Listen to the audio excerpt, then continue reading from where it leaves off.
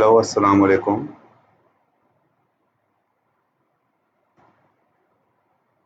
अच्छा please guys, आप सब लोग मुझे ग्रुप के अंदर मीन्स कमेंट सेक्शन में मेंशन करें कि आपको मेरा ऑडियो क्लियर है या नहीं। उसके बाद फिर हम क्लास को स्टार्ट करते हैं। तो मैं अपना इंट्रोडक्शन वगैरह से स्टार्ट करूँगा और फिर आपके साथ भी थोड़ी बहुत डिस्कशन वगैरह स्टार्ट करेंगे। तो फटाफट से ज़रा कमेंट सेक्शन के अंदर आ जाएँ और वहाँ पर मुझे इन्फॉर्म करें कि आपको मेरी वॉइस क्लियरली आ रही है या नहीं आ रही। चलें जी।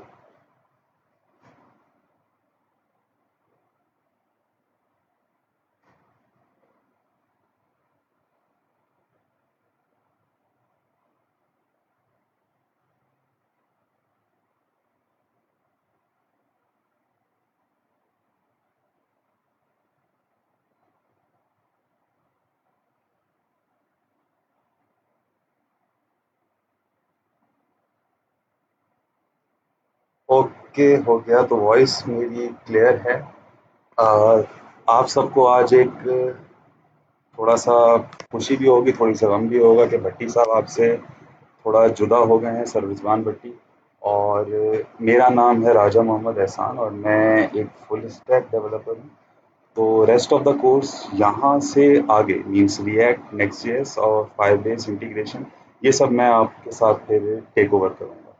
तो आज की क्लास पे हम स्टार्ट करते हैं। तो एस के भट्टी साहब ने मुझे बताया, सर रिजवान भट्टी ने, कि आपकी जावास्क्रिप्ट एंड हो गई है और ECMAScript भी एंड हो गई है, तो हमें स्टार्ट करना है टूवर्ड्स द रिएक्ट। तो आप सब लोग जल्दी से कमेंट्स के अंदर ये चीज़ बताएं कि आप में से किसी को भी रिएक्ट के बारे में थोड़ी बहुत इंफॉर्मेशन है या नॉलेज है, तो वो बताएं कि रिएक्ट हमारे पास क्या चीज़ है।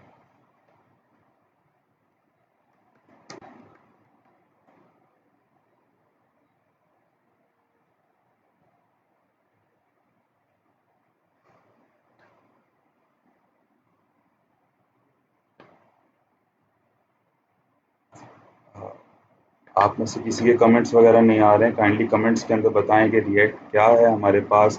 किसी को नहीं पता वो क्लियरली बता दे कि हमें रिएक्ट के बारे में नहीं पता, हम बिल्कुल न्यू हैं, हमने खुद से कोई लर्निंग नहीं करी है, ताकि मुझे ऐसा आइडिया हो जाए कि मैंने किस लेवल से क्लास को फिर लेकर चलना है।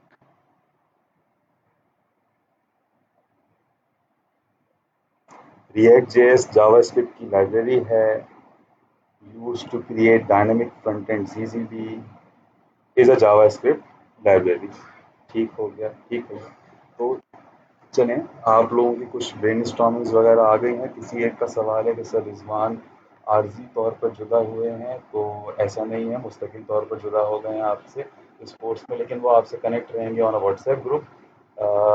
फेसबुक पर जो क्लास होंगी आज से मैं ही आपकी फिर स्टार्ट करूँगा, react and so on and so fourth. ठीक है।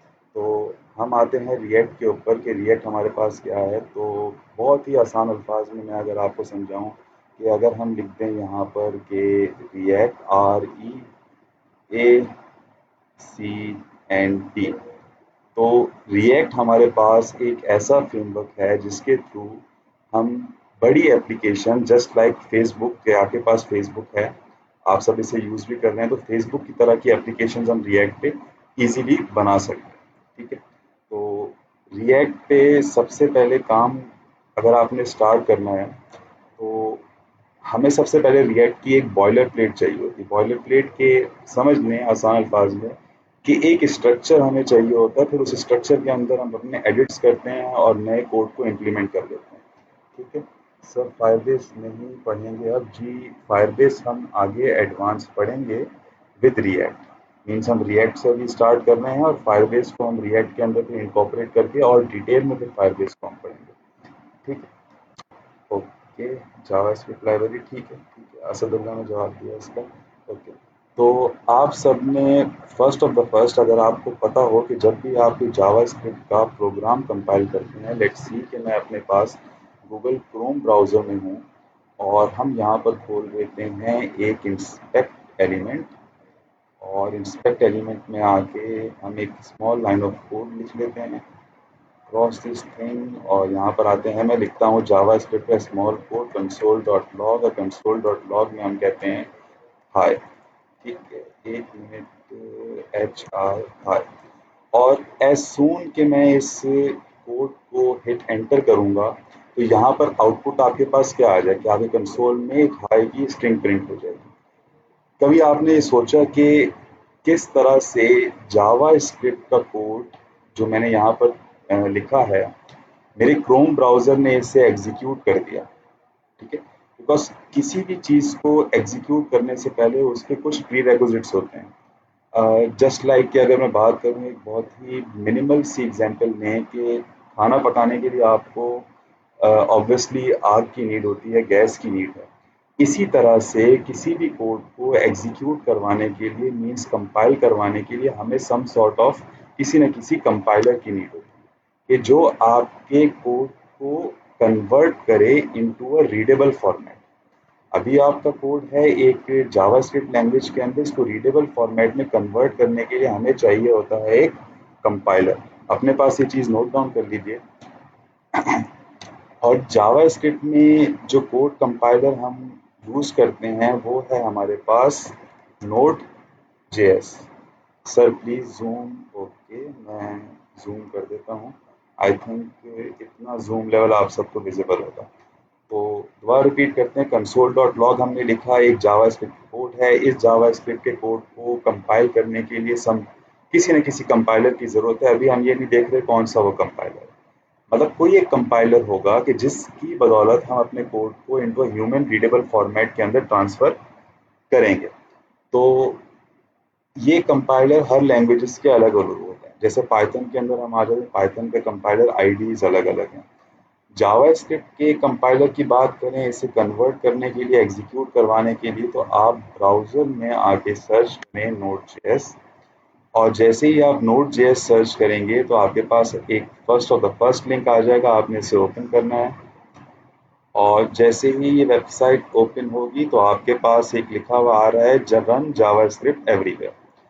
तो जावास्क्रिप्ट जब भी चलेगी, एग्जीक्यूट होगी, तो वो किसकी बदौलत एग्जीक्यूट होगी? Using a node JS. Node JS क्या है हमारे पास? कंपाइलर। अब आप यहाँ पर देख रहे हैं download node JS. Node JS compiler आप डाउनलोड भी कर सकते हो। मेरे अभी सिस्टम में या आपके सिस्टम में इससे पहले आपने कभी नोड जेएस को डाउनलोड नहीं किया, ना ही इंस्टॉल किया है। लेकिन क्यों ब्राउज़र पे आपके पास आपका जो जावास्क्रिप्ट का कोड है, विदाउट के आपने नोड जेएस अभी इंस्टॉल नहीं किया है, डाउनलोड नहीं किया, लेकिन वो एग्जीक्यूट हो गया? ऐसा क्यों है? तो ऐसा इसलिए है कि मॉडर्न ब्राउज़र्स में जो भी नए ब्राउज़र्स हमारे पास आ रहे हैं, जस्ट लाइक क्रोम, मोज़िला हमारे पास है, फायरफॉक्स है, इंटरनेट एक्सप्लोरर है, ओपेरा है, इन सब ब्राउज़र्स में by default node JS already installed हुई हुई होती है। तो इसका आसान सा एक मतलब ये है कि आपका कोड जो आप कंसोल के अंदर लिख रहे हो, रिगार्डलेस कि आपने नोड जेएस अपने सिस्टम में डाउनलोड किया है या नहीं किया है, क्योंकि वो नोड जेएस क्रोम ब्राउज़र के पास ऑलरेडी कॉन्फ़िगर्ड है, तो आपके पास आपका जावास्क्रिप्ट कोड आसानी से क्या हो रहा है? कंपाइल हो रहा है। यहाँ तक क्लियर है सबको? तो मुझे कमेंट सेक्शन के अंदर बता दें, काइंडली जल्दी जल्दी मैसेज करें।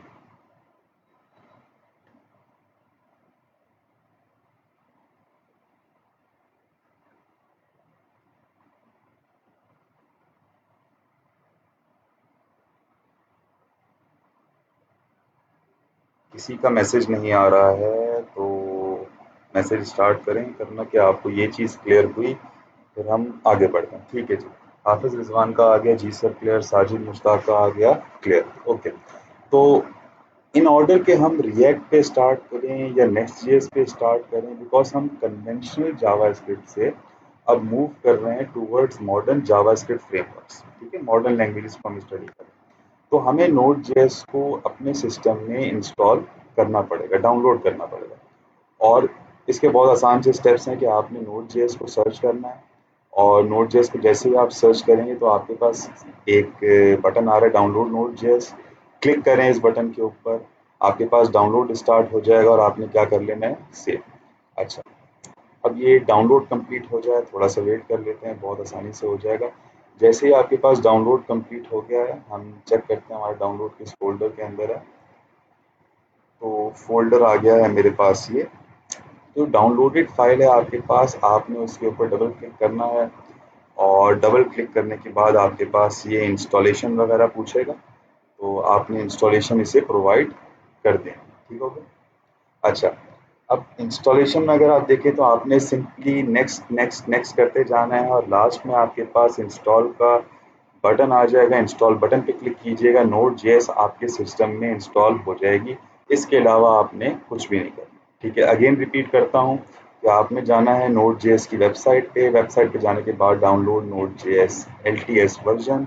जैसे ही आपने इसके ऊपर क्लिक किया, डाउनलोड आपकी ऑटोमेटिकली स्टार्ट हो जाएगी। ऑटोमेटिकली स्टार्ट हुई आपके पास, तो आपने इसके फ़ोल्डर में जाना है और फ़ोल्डर में जाने के बाद आपने डबल क्लिक करके इस इंस्टॉलर को रन कर लेना है। इंस्टॉलर जैसे ही आपके पास ओपन होगा तो it will take some time कि आपके पास नेक्स्ट बटन आ जाए। आपने नेक्स्ट पे क्लिक करना है, अगेन नेक्स्ट, लास्ट में आपके पास इंस्टॉल का एक बटन आएगा, उस पे क्लिक कीजिएगा, आपका नोड जेएस सिस्टम के ऊपर इंस्टॉल हो जाएगा। मेरे सिस्टम में नोड जेएस ऑलरेडी इंस्टॉल्ड है, तो मैं बाद से दोबारा इंस्टॉल नहीं करूँगा। ठीक हो गया, तो हम करते हैं इसे बंद। ठीक है, और फिनिश। ठीक है, सेकंड हमारे पास ये भी था, इसे भी हम बंद कर लेते हैं यस पर, और फिनिश। ठीक हो गया। तो नोड जेएस आपका ऑलरेडी, सॉरी, नोड जेएस आपका इंस्टॉल हो जाएगा। मेरे पास ऑलरेडी है, इसीलिए मैं उस कमांड को रन नहीं कर रहा। अब आपके पास सेकंड स्टेप ये है कि आपने सर्च करना है इन योर विंडोज़। आप यहाँ पर टाइप हेयर फॉर सर्च है, यहाँ पर क्लिक करें और यहाँ पर आप सर्च करें COMMAND कमांड प्रॉम्प्ट। ठीक है, ये हर किसी के सिस्टम में अवेलेबल होता है बाय डिफ़ॉल्ट। आपको कमांड प्रॉम्प्ट इंस्टॉल करने की कोई ज़रूरत नहीं है। कमांड प्रॉम्प्ट पे आप क्लिक करें। अब आपने चेक करना है कि आपके सिस्टम में नोड इंस्टॉल हो चुका है या नहीं। तो उसके लिए आपने करना क्या है कि यहाँ पर एक कमांड लिखनी है npm हाइफन सॉरी, आपने यहाँ पर लिखना है नोड हाइफन बी। ठीक है, तो मैंने जैसे ही लिखा है यहाँ पर नोड स्पेस डैश वी, तो इसने मुझे नोड का वर्जन बता दिया जो मैंने इंस्टॉल किया है। इसका मतलब क्या है कि नोड मेरे सिस्टम में इंस्टॉल हो चुका है। क्लियर आउट है ये चीज़। अच्छा, अब जैसे ही आपके पास नोड इंस्टॉल हो चुका है, अब आप आराम से रिएक्ट पर या नेक्स्ट जेएस के ऊपर वर्किंग अपनी स्टार्ट कर सकते हैं। अच्छा, तो मीनवाइल कमेंट्स के अंदर बता दें कि आपको ये चीज़ भी क्लियर हो गई है, फिर हम आगे बढ़ते हैं।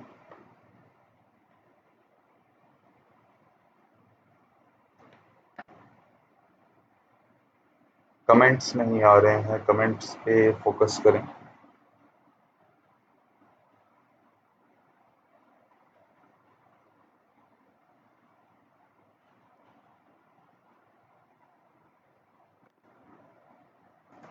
क्लियर क्लियर, और ठीक है, साजिद मुश्ताक क्लियर।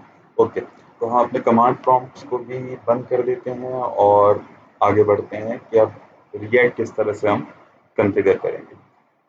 ओके, हो गया। रिएक्ट पे काम स्टार्ट करने से पहले आप लोगों को एक और काम करना है कि हमें इसकी बॉयलर प्लेट कॉन्फ़िगर करनी है अपने लोकल सिस्टम पे। तो हम आते हैं अपने पास क्रोम ब्राउज़र पे और हम VITE वीट को सर्च कर लेते हैं कि व्हाट इज़ वीट हमारे पास। अच्छा, रीड क्या चीज़ है? कोई लैंग्वेज नहीं है, ठीक है? कोई जावास्क्रिप्ट की लाइब्रेरी नहीं है। ये एक सॉफ्टवेयर है जिसको डिटेल में मैं आपको कमिंग क्लासेस के अंदर बताऊंगा। फिलहाल के लिए आप अपने जहन में ये चीज़ रखें कि वीट हमारे पास एक ऐसा सॉफ्टवेयर है जो रिएक्ट की बॉयलर प्लेट को इंस्टॉल करने के अंदर हमें क्या करेगा, हेल्प करेगा। ठीक हो गया? तो हम सर्च करते हैं क्रोम ब्राउज़र पे VITE वीट और डायरेक्टली चलते हैं इस वेबसाइट पे और सीधे चलते हैं गेटिंग स्टार्टेड के ऊपर। ओके, जैसे ही हम गेटिंग स्टार्टेड में आते हैं तो इसमें बहुत एक कॉम्प्रिहेंसिव, एक बहुत बड़ी डॉक्यूमेंटेशन गिवन है। फिलहाल इस वक्त के लिए मैं आपको इसकी डिटेल में नहीं लेके जाऊंगा। आप जैसे ही स्क्रॉल करते हुए नीचे आएंगे, आपके पास एक सेक्शन आ रहा है scaffolding your first Vite project, और आपके पास एक कमांड रिटन है। कमांड क्या है आपके पास? npm create Vite at the rate latest. ठीक हो गया? हम इस कमांड को कॉपी करते हैं यहाँ से। कॉपी करने के बाद आपने आना है अपने डिजायर्ड फोल्डर में जिसमें आप चाहते हो कि आप अपना रिएक्ट का प्रोजेक्ट बनाओगे। ठीक हो गया? तो हम आते हैं अपने फोल्डर में, WNA मदारिस, और इस फ़ोल्डर के अंदर मैं सर्च बार में ऑफ दिस फ़ोल्डर सर्च कर लेता हूँ सीएमडी। सीएमडी कमांड है आपके पास, एक शॉर्ट कमांड है जो आपके कमांड प्रॉम्प्ट को ओपन कर लेगी बाय डिफ़ॉल्ट। और अब अगर आप देखें इस फ़ोल्डर का पाथ, तो मैं सी डायरेक्टरी यूज़र्स और डेस्कटॉप के अंदर WNA वेब एंड ऐप मदारिस के फ़ोल्डर, इस फ़ोल्डर के अंदर मैं अपनी कमांड को क्या कर दूँगा, कॉपी। कॉपी करने के बाद हम करेंगे यहाँ पर एंटर पे प्रेस। ठीक हो गया, मैंने यहाँ पर एंटर पे प्रेस किया है ताकि मेरी ये कमांड एग्जीक्यूट हो जाए। तो ये थोड़ा टाइम लेती है एग्जीक्यूट होने में, ये एग्जीक्यूट होती है तो हम आगे के स्टेप्स देखते हैं। ओके, जैसे ही कमांड मैंने यहाँ पर पेस्ट करके एंटर पे क्लिक किया है, तो पहला सवाल मुझसे यहाँ पूछा जा रहा है कि आपके प्रोजेक्ट का नेम क्या होगा। ठीक है, तो आप कोई भी इसे नेम दे सकते हैं कि अगर आप ई कॉमर्स की वेबसाइट बना रहे हैं तो ई कॉमर्स दे दें, पोर्टफोलियो की वेबसाइट बना रहे हैं तो आप पोर्टफोलियो यहाँ पर प्रोवाइड कर सकते हैं। तो हम अपने रिएक्ट के कोर्स के अंदर एक या दो रियल टाइम प्रोजेक्ट्स बनाएंगे, तो हम पहला प्रोजेक्ट देते हैं कि हम पोर्टफोलियो बना रहे हैं और पोर्टफोलियो वेबसाइट का एक टेम्पलेट है। तो प्रोजेक्ट का नेम है मेरे पास पोर्टफोलियो। अब पोर्टफोलियो जैसे ही मैंने नेम प्रोवाइड किया है, एक सेकंड क्वेश्चन है मेरे पास, सेलेक्ट अ फ्रेमवर्क। अब मुझे फ्रेमवर्क सेलेक्ट करना है कि किस फ्रेमवर्क पर मैं काम करना चाह रहा हूँ। तो आपके पास वेनिला है, Vue.js है, लेकिन अगर इस पूरी लिस्ट में आप देखें तो हमने अपने कोर्स में करना है रिएक्ट।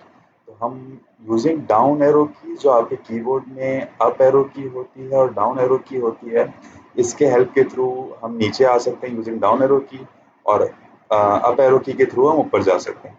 तो मैं अपने डाउन एरो की के थ्रू रिएक्ट पर आता हूँ और मैं कर लेता हूँ हिट एंटर। जैसे ही मैंने एंटर पे क्लिक किया है, तो अब मुझसे पूछ रहा है select a variant. Type script आप छोड़ दें, रिमिक्स को भी छोड़ दें, हम प्योर जावास्क्रिप्ट के ऊपर काम कर रहे हैं। तो मैं यूजिंग अ डाउन एरो की नीचे आऊँगा और थर्ड ऑप्शन के ऊपर सेलेक्ट करके मैं इसे हिट एंटर कर दूँगा।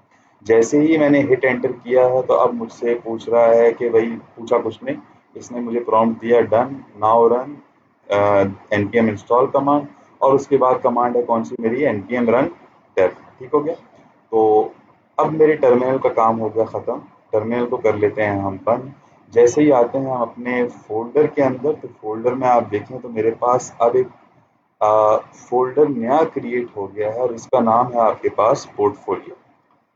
ये आपके पास एक बॉयलर प्लेट क्रिएट हुई है जो पिछली कमांड ने हमें हेल्प करी, और इसने यही मुझसे नाम पूछा था कि प्रोजेक्ट का नेम क्या है, और मैंने उसे नाम बता दिया था पोर्टफोलियो। अब चलते हैं इस फ़ोल्डर के अंदर। फ़ोल्डर के अंदर जाके दोबारा मैं कमांड प्रॉम्प्ट ओपन करता हूँ कि सर्च बार में हम cmd टाइप करते हैं। टाइप करने के बाद अब मुझे वीएस कोड ओपन करना है अपने इस फ़ोल्डर में। तो CODE कोड स्पेस डॉट। तो ओके, मैं सारी स्क्रीन्स को एक्स्ट्रा बंद कर देता हूँ और हमने कर दिया ये सब कुछ बंद। अब अगर आप देखें कि मेरे पोर्टफोलियो के फ़ोल्डर के अंदर मैंने कोई कोड लिखा नहीं था, मतलब मैंने कोई इसके अंदर फ़ोल्डर क्रिएट नहीं किया, कोई मैंने index.html नहीं बनाई, कोई मैंने जावास्क्रिप्ट की फ़ाइल नहीं बनाई .js, बट यहाँ पर ये डिफ़ॉल्ट एक टेम्पलेट मेरे पास क्रिएट होके आ गया।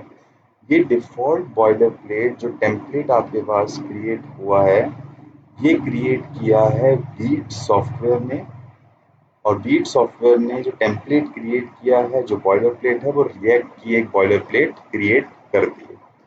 ठीक हो गया। तो कमेंट सेक्शन में आप दोबारा मुझे बता दें कि यहाँ तक का सारा प्रोसेस आपको क्लियर है, फिर हम आगे बढ़ते हैं।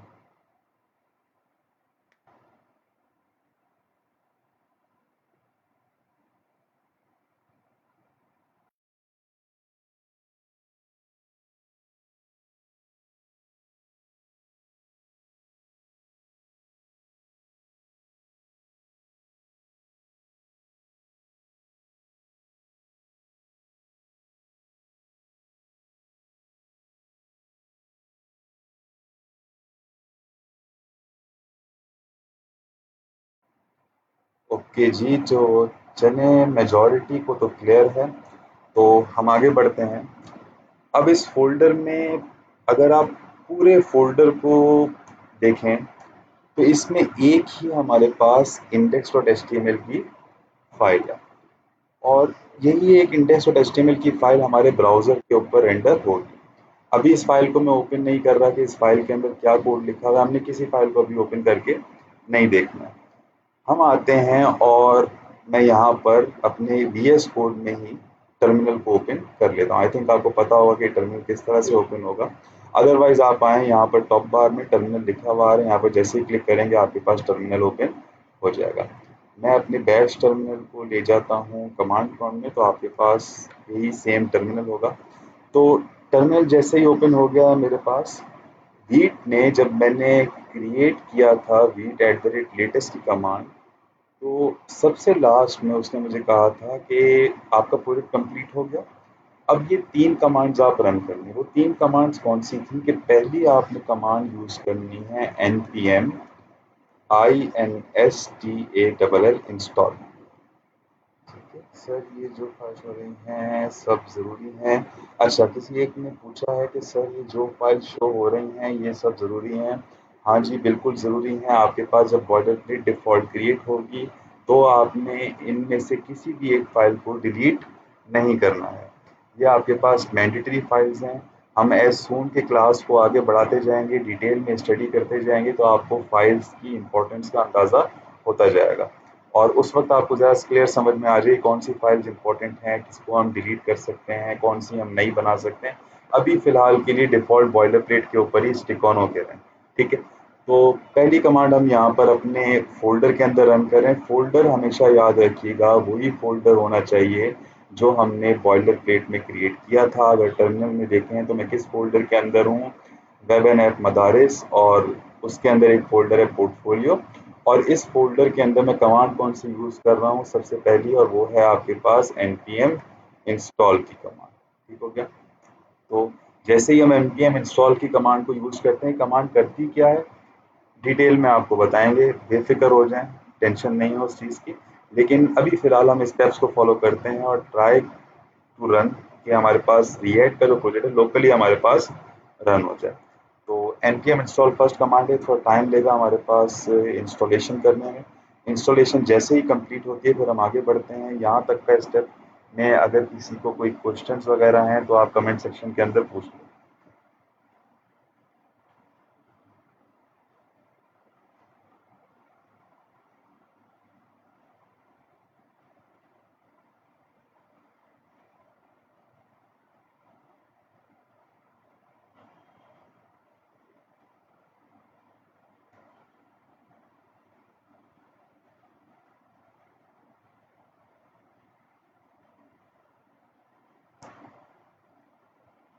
कमेंट सेक्शन में अगर किसी के पास कोई क्वेश्चन है तो पूछ लें जब तक मेरे पास ये npm इंस्टॉल की कमांड चल रही है।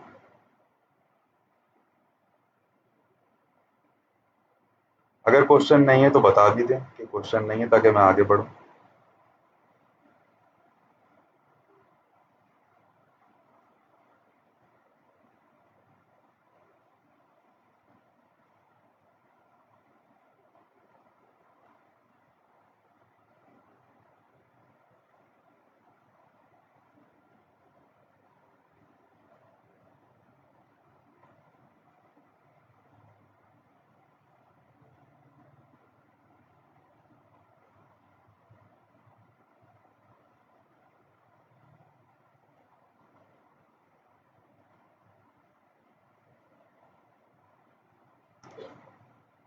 कमांड का दोबारा बता दें, ठीक हो गया।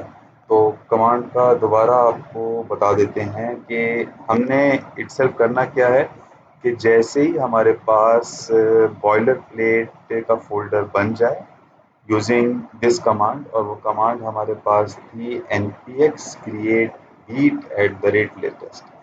जैसे ही आपने ये कमांड रन करनी है अपने टर्मिनल पे, उसमें आपसे क्वेश्चन पूछने हैं कि आपके प्रोजेक्ट का नेम क्या होगा, तो प्रोजेक्ट का नेम आपने बताना है। उसके बाद आपसे पूछेगा कि फ्रेमवर्क कौन सा होगा, तो फ्रेमवर्क में आपने रिएक्ट सेलेक्ट करना है। देन थर्ड क्वेश्चन आपके पास ये होगा कि आपने लैंग्वेज कौन सी सेलेक्ट करनी है, तो लैंग्वेज आपने जावास्क्रिप्ट। और जैसे ही आप हिट एंटर करेंगे आपके पास एक बॉयलर प्लेट डाउनलोड हो जाएगी, इंस्टॉल हो जाएगी, और वो बॉयलर प्लेट आपने VS कोड में ओपन कर लेना है। जैसे ही आपके पास बॉयलर प्लेट वीएस कोड पे ओपन हो जाए, आपने जाना है अपने वीएस कोड के टर्मिनल पे, और टर्मिनल पे जाके आपने एक कमांड रन करनी है। वो कमांड होगी आपके पास npm इंस्टॉल की कमांड। ठीक है, npm इंस्टॉल की कमांड आप जैसे ही रन करेंगे, आपके पास कुछ प्रोसेस स्टार्ट हो जाएगा। ये प्रोसेस कर क्या रहा है इसको हम डिटेल में डिस्कस करेंगे, लेकिन इसको एक दफ़ा कंप्लीट होने देना। ठीक है, तो होप कि मैंने आपके क्वेश्चन का आंसर दे दिया होगा साजिद मुश्ताक। अच्छा, जैनुल आबदीन ने पूछा है और सर रिजवान ने उन्हें जवाब भी दिया है कि यस। तो हाँ, जब भी आप किसी नए प्रोजेक्ट के ऊपर काम स्टार्ट करेंगे, तो आपने दोबारा से ये स्टेप फॉलो करना है कि उस प्रोजेक्ट की अलग से एक बॉयलर प्लेट बनानी है। ठीक है।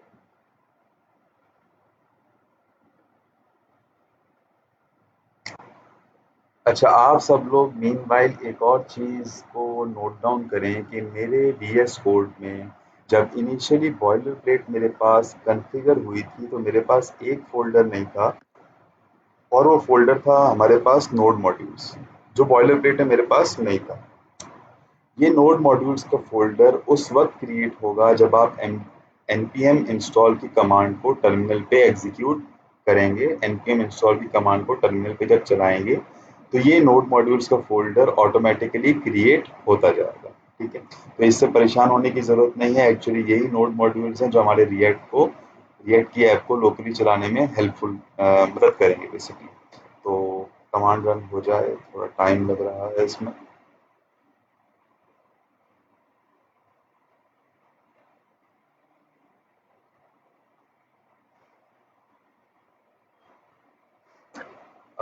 कमेंट सेक्शन में एक चीज़ और बता दें कि npm इंस्टॉल के बाद जो हमारे पास नोड मॉड्यूल्स का डिफ़ॉल्ट फ़ोल्डर क्रिएट हो रहा है, ये सबको समझ में आ गया है? फिर हम आगे बढ़ते हैं।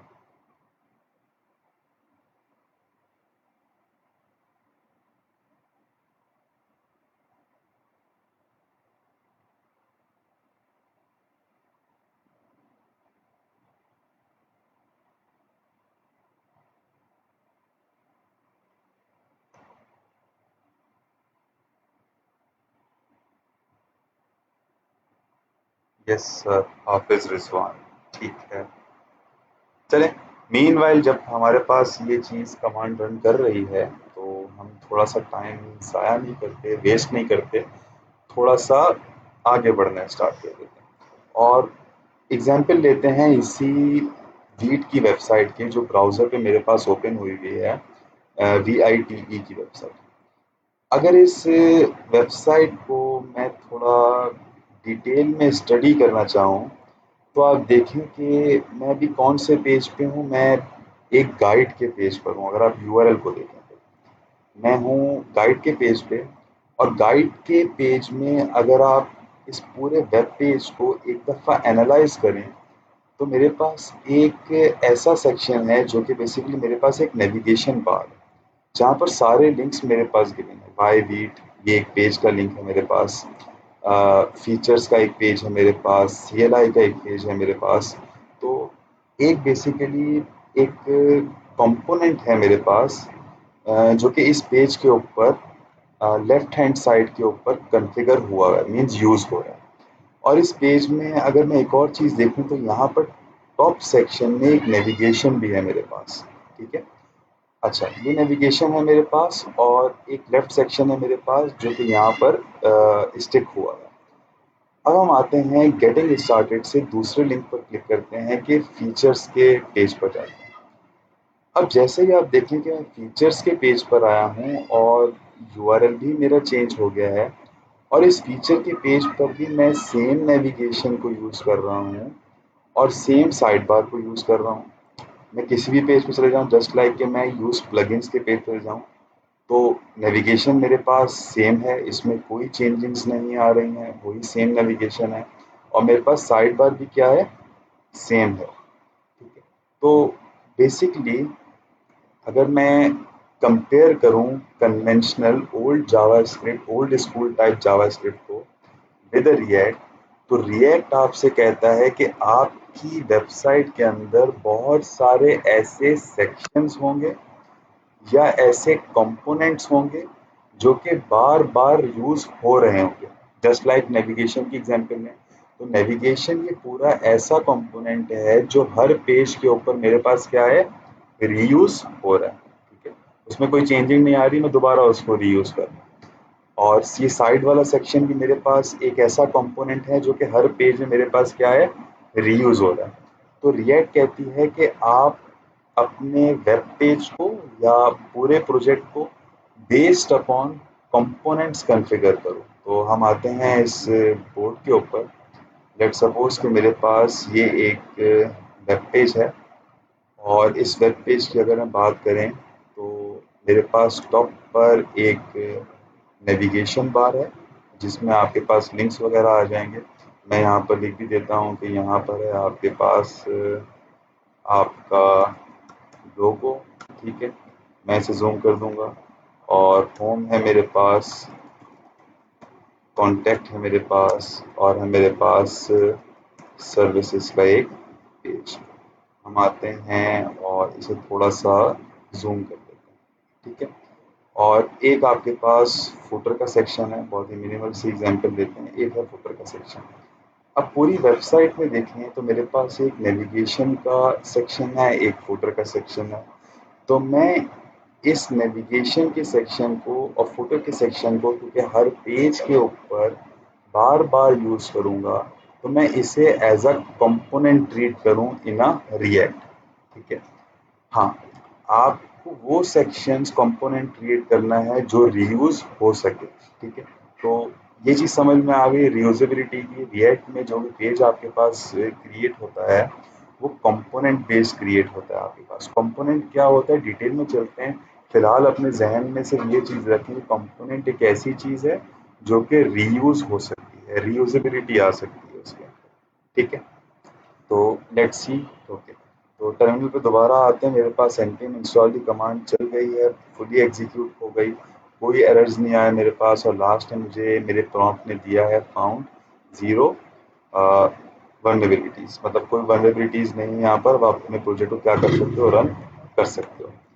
हम अपनी स्क्रीन को क्लियर करते हैं यूजिंग CLS, और CLS के बाद हम एक कमांड यूज करते हैं npm run dev की कमांड। ठीक है, पहले मैंने कमांड यूज करी थी npm install की कमांड, अब हम कमांड यूज कर रहे हैं npm run dev की कमांड। तो कमांड यूज करते हैं lead module not found।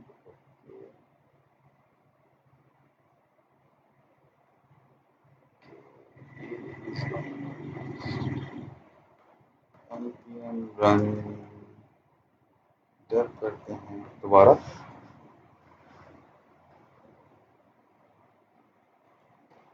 कि मेरे पास एक इशू आ रहा है, लेट्स सी, हम इसे देख लेते हैं कि इशू क्या है। A is not recognized as an internal command। ठीक है, और चलते हैं हम यहाँ पे गेटिंग स्टार्टेड में।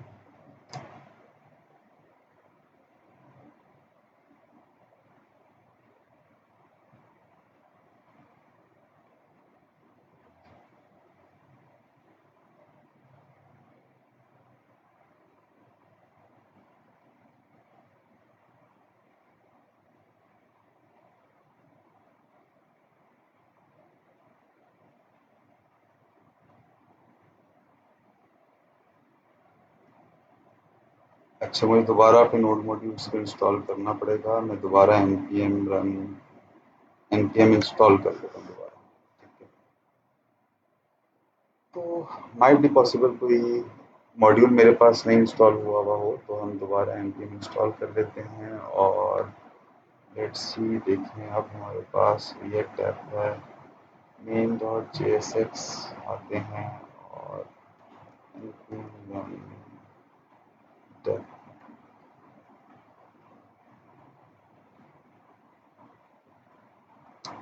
ओके। तो एक मिनट जरा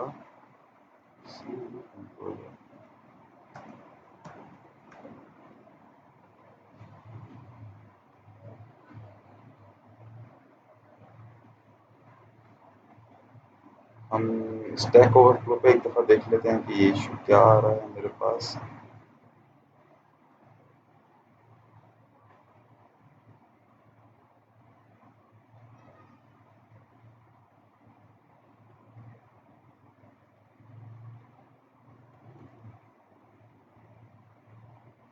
ओके, तो npm इंस्टॉल के बाद हम एक कमांड और एग्जीक्यूट करते हैं। कमांड है आपके पास npm i बीट की कमांड है। मैं एक बार पैकेज जेसॉन में जाके देखूँ कि मेरे पास बीट ऑलरेडी है कंफिगर। Let's C.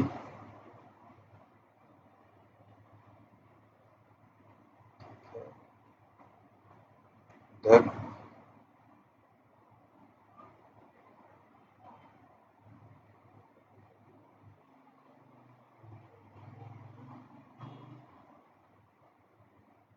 ओके, तो इशू हमारे पास ये आया है। मैं आपको बताता हूँ इशू क्या आ रहा है। एक मिनट। रीनेम करते हैं इसे।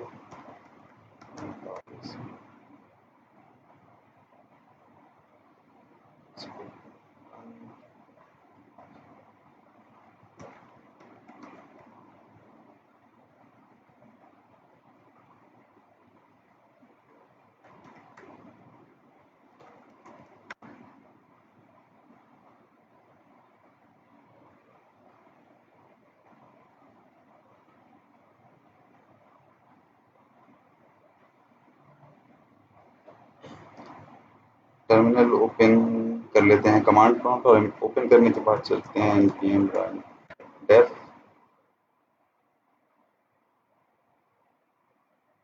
ओके, तो क्लास मेरे पास इशू ये आ रहा था। तो इशू मैं आपको एक्सप्लेन कर देता हूँ कि जैसे ही बॉयलर प्लेट मेरे पास इंस्टॉल हो गई है, इंस्टॉल होने के बाद मैंने पहले कमांड चलाई है npm इंस्टॉल। npm इंस्टॉल की कमांड ने क्या किया है कि मेरे फ़ोल्डर के अंदर एक और फ़ोल्डर क्रिएट कर दिया जिसका नाम है नोड मॉड्यूल्स। ये नोड मॉड्यूल्स का फ़ोल्डर क्या है डिटेल में देखेंगे। और उसके बाद आपने कमांड यूज़ करनी है npm run dev की कमांड। ठीक है? तो मैं कमांड यहाँ पर लिख देता हूँ अपने नोटपैड पर। नोटपैड पर आते हैं और यहाँ पर लिखते हैं npm run dev, और मैं इसे कर लेता हूँ कंट्रोल प्लस से। फर्स्ट स्टेप है आपके पास कि आपने करना है npm इंस्टॉल, और npm इंस्टॉल के बाद आप कमांड यूज़ करेंगे npm run dev। मेरे पास जो इशू आ रहा था वो इशू ये था कि मेरा जो मेन फ़ोल्डर था, जिस फ़ोल्डर के अंदर मैंने अपना बॉयलर प्लेट का पोर्टफोलियो फ़ोल्डर क्रिएट किया था, तो मेन फ़ोल्डर का पहले नाम मेरे पास था W एंड ए, और फिर मैंने ब्रैकेट्स यूज़ करे थे। तो आपने जो फ़ोल्डर का नेम देना है, जो आपका मेन फ़ोल्डर हो, उसमें कोई स्पेस नहीं होना चाहिए, कोई ब्रैकेट्स वगैरह नहीं होने चाहिए, सिर्फ वो अल्फ़ाबेट्स के अंदर होना चाहिए। ठीक है? तो जैसे ही मैंने रीनेम किया है अपने इस फ़ोल्डर को सिर्फ अल्फ़ाबेट्स के अंदर, तो मेरे पास इशू क्या है वो ख़त्म हो गया, और मेरे पास npm run dev की जो कमांड है वो सक्सेसफुली क्या है एग्जीक्यूट हो गई। और जैसे ही npm run dev की कमांड सक्सेसफुल हो गई है, तो मेरे पास कुछ लॉग्स यहाँ पर आ रहे हैं। और लॉग्स ये हैं आपके पास कि http लोकल होस्ट 5173 पर आपने क्या करना है, विजिट करना है। तो मैं इसे कर लेता हूँ यहाँ पर कॉपी, सॉरी नो, और दोबारा चलाते हैं इस कमांड को। मैंने कंट्रोल एक्स कर दिया प्रेस, और जैसे ही ये कमांड एग्जीक्यूट हो जाती है मैं आता हूँ अपने ब्राउज़र पे। ब्राउज़र पे आने के बाद हम लिखते हैं लोकल होस्ट, और वहाँ पर पोर्ट हमारे पास आ रही है 5173। तो यहाँ हम प्रोवाइड करते हैं 5173, और जैसे ही मैं हिट एंटर करता हूँ तो रिएक्ट की डिफ़ॉल्ट जो बॉयलर प्लेट है, जो डिफ़ॉल्ट वेबसाइट है, वो मेरे पास क्या है, सक्सेसफुली शो हो गई। ये लैंडिंग पेज हमने नहीं बनाया था, ना ही हमने ये इमेजेस इंक्लूड कराई हैं, ना ही हमने टेक्स्ट लिखा है। ये पेज आपके पास डिफ़ॉल्ट बॉयलर प्लेट ने बनाकर हमें क्या कर दिया है, प्रोवाइड कर दिया है। तो यहाँ तक अगर किसी को कोई इशू है या कोई सवाल है तो वो ग्रुप के अंदर, सॉरी ग्रुप के अंदर नहीं, कमेंट सेक्शन के अंदर पूछ सकते हैं। अच्छा, npm आई बीट आप लोगों ने यूज़ नहीं करनी। साजिद मुश्ताक का ये सवाल है। आपने सिर्फ दो कमांड्स को यूज़ करना है। वो कमांड है आपके पास npm इंस्टॉल की कमांड, और फिर है आपके पास एक command npm run dev। Note ये कीजिएगा कि जो आपका मेन फोल्डर है उस मेन फोल्डर में कोई स्पेसेस वगैरह ना हो, फोल्डर नेम में कोई नंबर्स वगैरह ना हो, कोई ब्रैकेट्स वगैरह ना हो, या कोई आपके पास साइंस वगैरह ना हो। सिर्फ आपके पास प्योर वो अल्फ़ाबेट्स के अंदर होना चाहिए, और आपके पास सक्सेसफुली क्या है, प्रोजेक्ट लोकली रन हो जाएगा। और जैसे ही आपने npm run dev चलाया है तो आपके पास टर्मिनल के अंदर एक कमांड, एक प्रॉम्प्ट आया है कि लोकल होस्ट 5173 पर जाएं अपने ब्राउज़र में।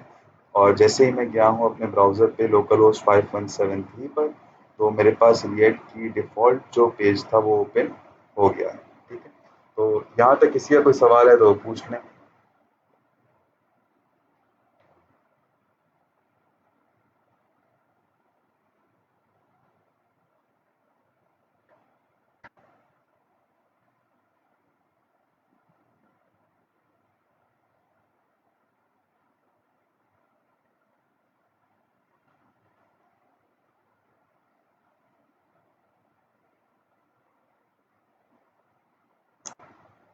अच्छा, एक का सवाल आया है हाफिज रिजवान का कि थोड़ा सा मुश्किल लग रहा है। ऑब्वियसली जब आप शुरू शुरू में किसी नई चीज़ को स्टार्ट करते हो तो मुश्किल होती है, लेकिन जब आप रोज़ ब रोज़ उसकी छोटी छोटी प्रैक्टिस करते रहोगे तो एक टाइम आएगा कि आपको वो चीज़ मुश्किल नहीं लगेगी, आसान लगेगी, आपके फिंगर टिप्स पे हो जाएगी। तो प्रैक्टिस करते जाएं, जो रोज़ आपको क्लास के अंदर इंफॉर्मेशन दी जा रही है, रिएक्ट बहुत आसान आपको लगेगा। ओके, तो सबको क्लियर है?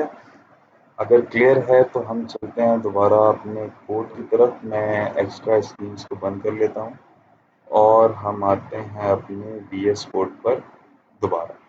अच्छा, अब वी एस कोड पर जैसे ही हम आते हैं तो हम अपने फोल्डर स्ट्रक्चर को देखना शुरू करते हैं। अभी तक आप लोगों को ये पता है कि जो भी एच टी एम एल की फाइल होगी वही हमारे ब्राउज़र के ऊपर रेंडर हो रही होगी। बात आपकी बिल्कुल सही है, एच टी एम एल हमेशा ब्राउज़र पर रेंडर होती है। हमारे पूरे इस फ़ोल्डर के अंदर सिर्फ़ एक ही index.html की फ़ाइल है। इस फ़ाइल को ओपन करके देखते हैं। जैसे ही हम ओपन करते हैं अपनी इस फ़ाइल को, तो सिमिलैरिटी देखते हैं कि जो ब्राउज़र पे मेरे पास वेबसाइट रेंडर हो रही है और जो इस फ़ाइल के अंदर मेरे पास एचटीएमएल का कोड लिखा हुआ है, इसमें कितनी सिमिलैरिटी है और कितना डिफ़रेंस है। ठीक है? तो फर्स्ट सिमिलैरिटी देखते हैं कि इस एचटीएमएल में, ज़ूम कीजिएगा, मैं ज़ूम कर लेता हूँ। ओके, 16 है, हम इसे 22 कर देते हैं। ठीक हो गया। तो इस index dot H T M L को अगर आप देखें तो कंपेयर करते हैं जो ब्राउज़र में मेरे पास रेंडर हो रहा है। आप सबको पता है कि टाइटल का एलिमेंट हमारे किस काम आता है कि ब्राउज़र की इन्फो टैब में हमारे पास ये टाइटल शो हो रहा होता है। तो देखते हैं क्या ये टाइटल हमारे पास शो हो रहा है या नहीं हो रहा। जैसे ही आते हैं हम अपने ब्राउज़र पे, तो ब्राउज़र पे आप देखें कि मेरे पास वीट प्लस रिएक्ट, ये वही टाइटल शो हो रहा है जो मेरे पास index dot H T M L के अंदर क्या है, लिखा हुआ है। अपने स्क्रीन को हम स्प्लिट करते हैं ताकि इजीली आपको अंडरस्टैंड हो जाए। तो ये सब कुछ बिल्कुल क्लियर है। और बॉडी के अंदर आपके पास हर वो चीज़ जो मैं यहाँ पर लिखूंगा वो रेंडर होगी कहाँ पर, आपके पेज में रेंडर हो जाएगी। अब अगर इस बॉडी के अंदर आप देखें, मैं इस फोल्डर को बंद कर लेता हूँ। इस बॉडी के अंदर अगर हम देखें तो मेरे पास सिर्फ एक डेफ है जिसकी आईडी है रूट। ठीक है, और एक स्क्रिप्ट का टैग है मेरे पास। अब इस आईडी रूट के अंदर ना ही मैंने कोई इमेज इंक्लूड कराई है, ना ही कोई H1 का टैग इंक्लूड कराया है, ना ही कोई लिंक वगैरह इंक्लूड कराया है, ना ही कोई बटन मैंने इंक्लूड कराया है। तो अब क्वेश्चन ये है हमारे पास कि ये इमेजेस और ये टेक्स्ट हमारे पास कहाँ से आ रहा है। ठीक है, तो ये index dot H T M L की एक्सप्लेनेशन आप सबको समझ में आ गई है तो कमेंट सेक्शन के अंदर बता दें।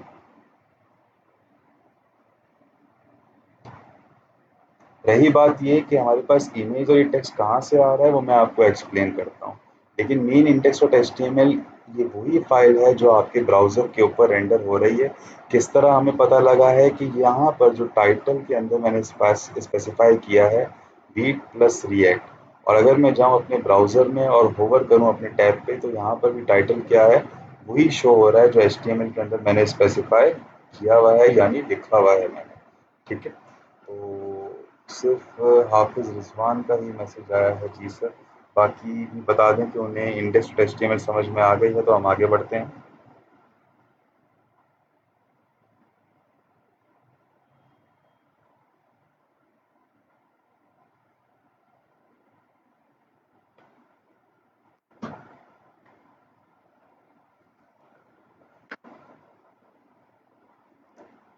क्लियर, मूवीज क्लियर, सब क्लियर। ओके, हम आगे बढ़ते हैं दोबारा फ़ोल्डर की तरफ।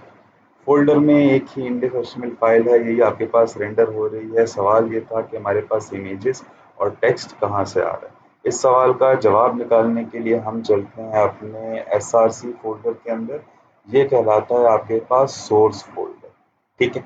इस सोर्स फ़ोल्डर के अंदर अगर आप देखें तो मेरे पास बहुत सी फाइल्स हैं और यहाँ पर आपको एक नई एक्सटेंशन देखने को मिल रही है कि 2-3 एक्सटेंशंस आपने पढ़ी हैं। एक है .html, एक आपने पढ़ी .css और एक एक्सटेंशन आपने फाइल्स की पढ़ी है .js एक्सटेंशन पढ़ी है आपने, ठीक है? तो यहाँ पर एक और एक्सटेंशन है, ये है आपके पास JSX, ठीक है? किसी को आइडिया है कि JSX एक्सटेंशन क्या होती है तो कमेंट सेक्शन में लीव करें। जिसको नहीं पता वो भी बता दें कि भाई हमें नहीं पता, ताकि मैं उसे एक्सप्लेन करना स्टार्ट करूँ।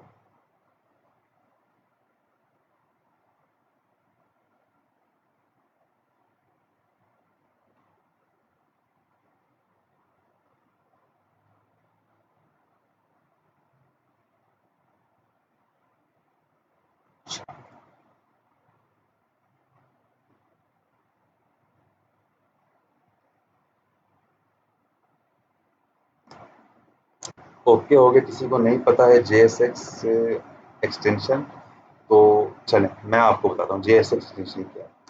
तो SRC में सबसे पहले हम चलते हैं main.jsx फाइल के अंदर। इस main.jsx फाइल के अंदर अभी आप फ़िलहाल ये चीज़ें रहने दें कि मैं इंपोर्ट्स करवा रहा हूँ, ये react dom dot create root क्या है, ये टाइम टू टाइम हम समझेंगे। react डॉट स्ट्रिक्ट मोड क्या है, ये नेक्स्ट क्लास में भी हम समझेंगे। अभी हम सिर्फ देखते हैं कि ओवरव्यू क्या है मेरे पास। अगर इस फाइल के अंदर मैं आता हूँ और सबसे मोस्ट कॉमन जो एक लाइन ऑफ कोड लिखा हुआ है, जो आपने जावास्क्रिप्ट में बहुत बार यूज़ किया है, वो है आपके पास document dot get element by ID का, ठीक है? तो document dot get element by ID क्या करता है कि आपके एचटीएमएल पेज में उस एलिमेंट को गेट करके लेकर आता है जिसकी आईडी आप यहाँ पर स्पेसिफाई करते हो या लिखते हो, ठीक है?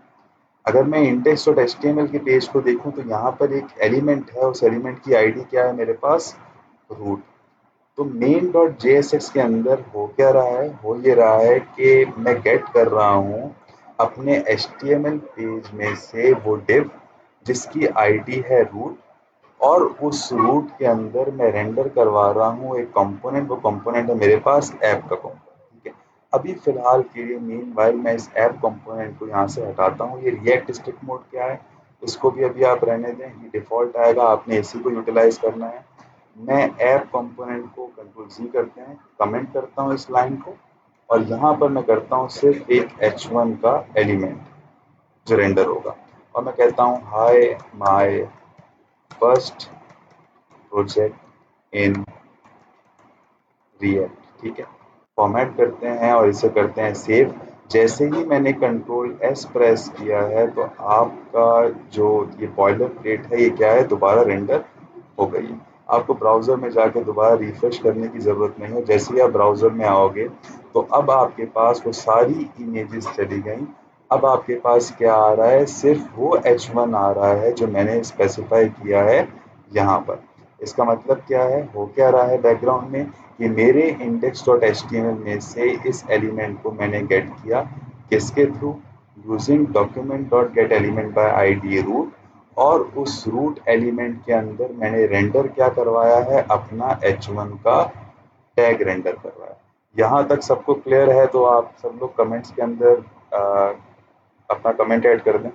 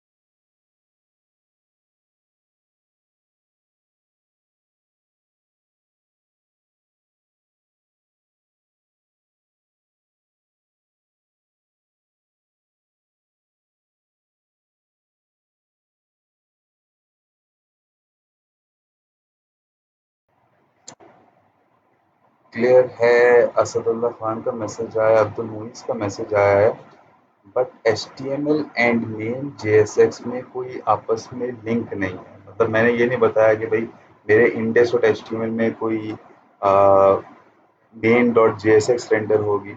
तो पहले आप काम ये करते थे कि अपने इंडेक्स डॉट HTML में अगर आपने जावा स्क्रिप्ट को रन करवाना हो तो आप स्क्रिप्ट का कोई एक टैग इंक्लूड करा दीजिए, ठीक है? जो कि बिल्कुल सही है कि आप स्क्रिप्ट का एक टैग इंक्लूड करा दीजिए, ठीक है?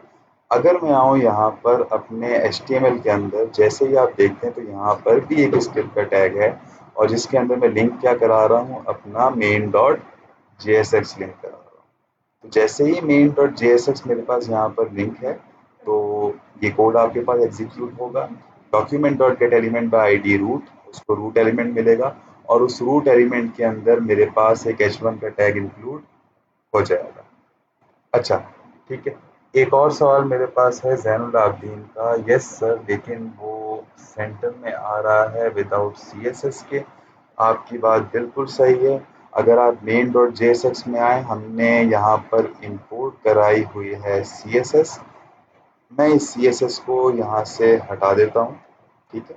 इस इंपोर्ट को सेव करते हैं और मेरी बॉयलर प्लेट के अंदर जो मेरे पास डिफ़ॉल्ट एक बॉयलर प्लेट कॉन्फ़िगर हुई थी, मैं इस पूरी बॉयलर प्लेट में से डॉट CSS की फाइल्स को जितनी भी मेरे पास डिफ़ॉल्ट लीप ने क्रिएट करके दी थी, इन दोनों को मैं कर देता हूँ delete, move to recycle, then delete हो।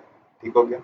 यहाँ तक क्लियर हो गया होगा सबको कि मैंने सिर्फ और सिर्फ किया क्या है कि अपने मेन डॉट JSX में जो इंपोर्ट हो रही थी मेरे पास CSS, उस लाइन को रिमूव कर दिया और यहाँ पर जो मेरे पास दो CSS की फाइल्स थी उनका नेम क्या था उससे मकसद नहीं है हमारे पास, इनकी एक्सटेंशन CSS थी, दोनों को मैंने क्या कर दिया है, रिमूव कर दिया।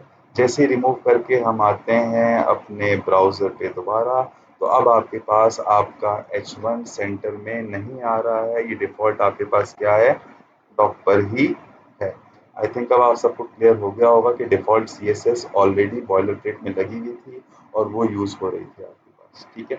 तो यहाँ तक क्लियर है? आपका क्वेश्चन आंसर मैंने अगर कर दिया है तो कमेंट सेक्शन में बताएं, फिर हम आगे बढ़ें।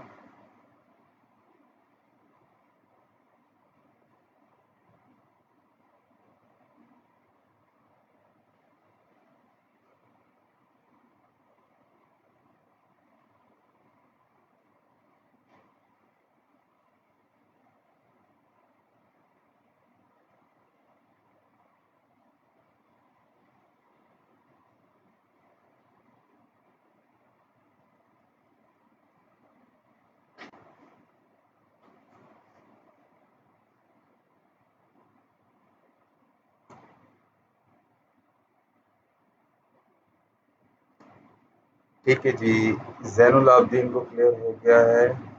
H1 सेंटर में है, आपके पास बिल्कुल है, डिफ़ॉल्ट CSS इंक्लूड हुई भी है, हम उसे बीच में लेकर बीच से हटाते हैं। 2 मिनट रुकिएगा आप सिर्फ, ठीक है?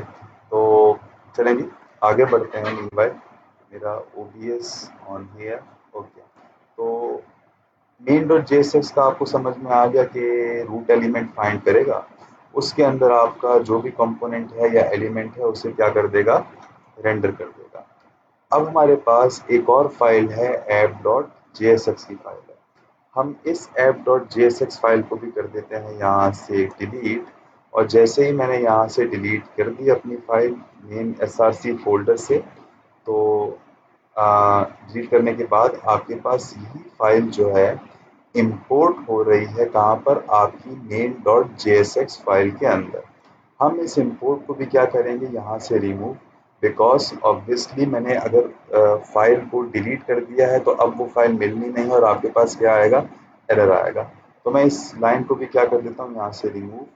रिमूव करने के बाद देखते हैं कि हमारे डिफ़ॉल्ट जो आपके पास ब्राउज़र है यहाँ पर कुछ इशू तो नहीं आया। रिफ्रेश करके देखते हैं तो हमारे पास H1 क्या है, सेंटर से हट के लेफ्ट साइड के ऊपर चला गया। तो अब मेरे पास जो डिफ़ॉल्ट बॉयलर प्लेट इंस्टॉल हुई थी यूजिंग अ बीट, अब मेरे पास सिर्फ एक फाइल रह गई है इसके अंदर, वो है आपके पास मेन डॉट JSX की फाइल रह गई, ठीक है?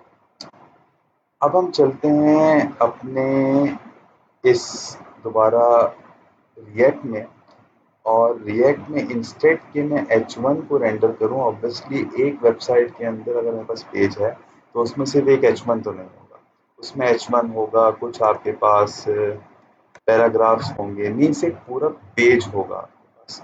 तो पूरा पेज क्रिएट करने के लिए हम चलेंगे अपने मेन एसआरसी फ़ोल्डर के अंदर, और इस एसआरसी फ़ोल्डर के अंदर मैं एक फ़ाइल क्रिएट करूँगा। इस फ़ाइल का नाम आप कुछ भी दे सकते हैं। क्योंकि मैं होम पेज क्रिएट कर रहा हूँ तो मैं इसका नाम दे रहा हूँ home dot J S x नाम दे रहा हूँ। ठीक है, जे एस एक्स एक्सटेंशन पे आपने लाजमी गौर करना है कि इस एक्सटेंशन में डॉट जे एस नहीं होगी, हमने यूज़ करना है dot J S x use करना है। क्यों dot J S x use कर रहे हैं आपको अभी समझ में आ जाएगा। हमने एक फ़ाइल बना ली home dot J S x.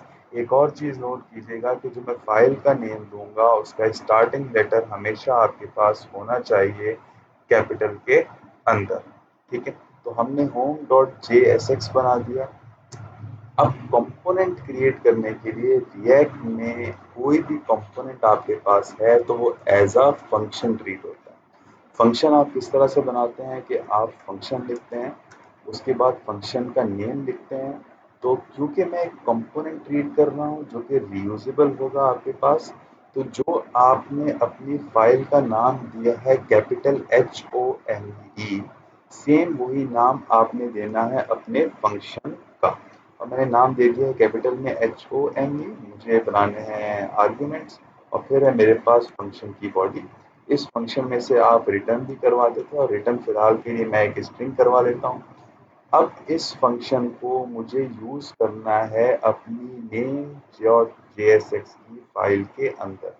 तो किसी भी फंक्शन को अगर आपने किसी फाइल से एक्सपोर्ट करवाना है, ठीक है, ताकि वो यूज़ हो सके दूसरी फाइल्स के अंदर, तब आप यूज़ करते हैं एडवांस जावास्क्रिप्ट का एक मेथड, वो है आपके पास एक्सपोर्ट। और एक्सपोर्ट के बाद आपने यूज़ करना है डिफ़ॉल्ट का एक कीवर्ड, उसके बाद आ जाएगा आपके पास आपके फंक्शन का नेम आ जाएगा।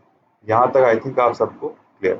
हमने क्या किया कि ऐप डॉट जेएसएक्स को रिमूव किया और अपना एक कंपोनेंट बनाया। कंपोनेंट क्या है आपके पास, फंक्शन। फंक्शन को भी अगर देखें तो फंक्शन भी आपके पास क्या होता है, रीयूजेबल होता है। आप हर जगह एक फंक्शन को क्या कर सकते हो, रीयूज कर सकते हो, आप उसे कॉल करवा के। तो हमने होम डॉट जेएसएक्स की एक फाइल बनाई, उस फाइल के अंदर हमने एक फंक्शन लिखा। फंक्शन का नाम हमने वही रखा जो आपकी फाइल का नेम है, एग्जैक्ट वही नाम। फिलहाल के लिए उसके अंदर से मैंने क्या कर दिया है, रिटर्न करवा दी एक स्ट्रिंग। और चूंकि मुझे इस होम फंक्शन को अपनी दूसरी फाइल्स में यूज़ करना है, तो मैंने एक्मा स्क्रिप्ट का एक मेथड यूज़ किया एक्सपोर्ट। उसके बाद मैंने एक कीवर्ड यूज़ किया डिफ़ॉल्ट, और डिफ़ॉल्ट के बाद मैंने क्या बता दिया है यहाँ पर कि मेरे होम फंक्शन को एक्सपोर्ट कर दो। ठीक है, तो मेरा एक कंपोनेंट यहाँ पर क्रिएट हो गया है। हम चलते हैं हमारे मेन डॉट जेएसएक्स में।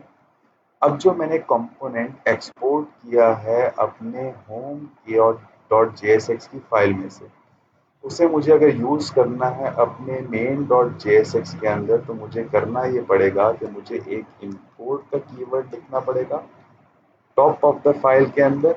मुझे इंपोर्ट करना है होम, तो मैं होम लिखता हूँ।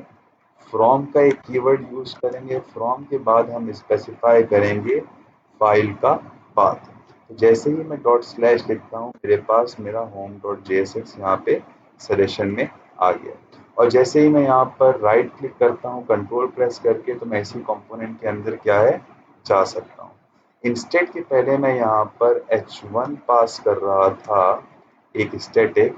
अब मैं H1 की जगह क्या कर सकता हूँ, अपने कंपोनेंट को रेंडर करवा सकता हूँ। अच्छा, फंक्शन के अंदर अगर आप देखें कि मुझे अगर इस फंक्शन को जावास्क्रिप्ट में जब भी हम फंक्शन लिखते हैं तो फंक्शन किस तरह लिखते हैं, मैं आता हूँ यहाँ पे इंस्पेक्ट करता हूँ।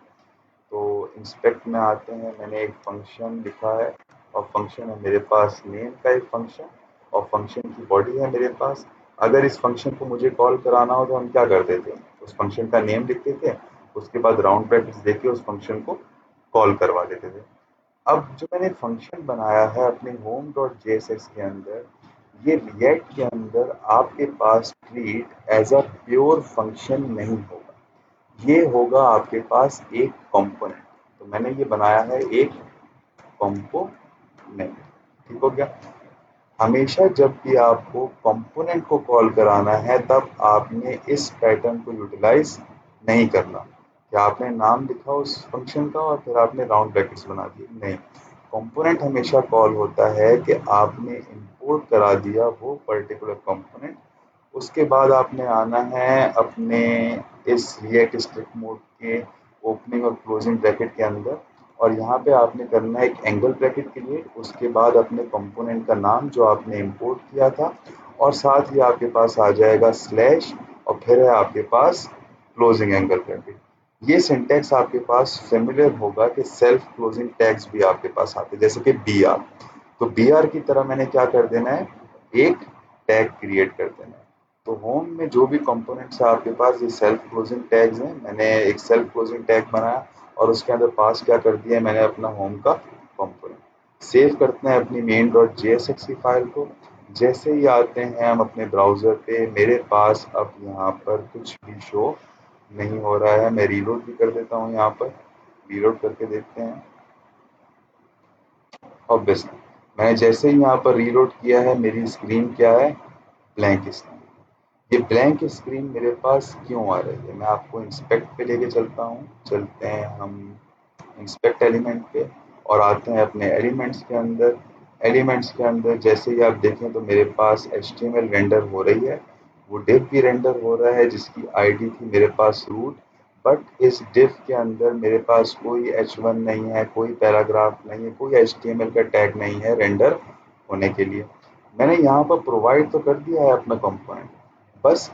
बट इस कंपोनेंट के अंदर जो मैं रिटर्न करा रहा हूँ वो क्या रिटर्न करा रहा हूँ, एक एम्प्टी स्ट्रिंग। ठीक हो गया।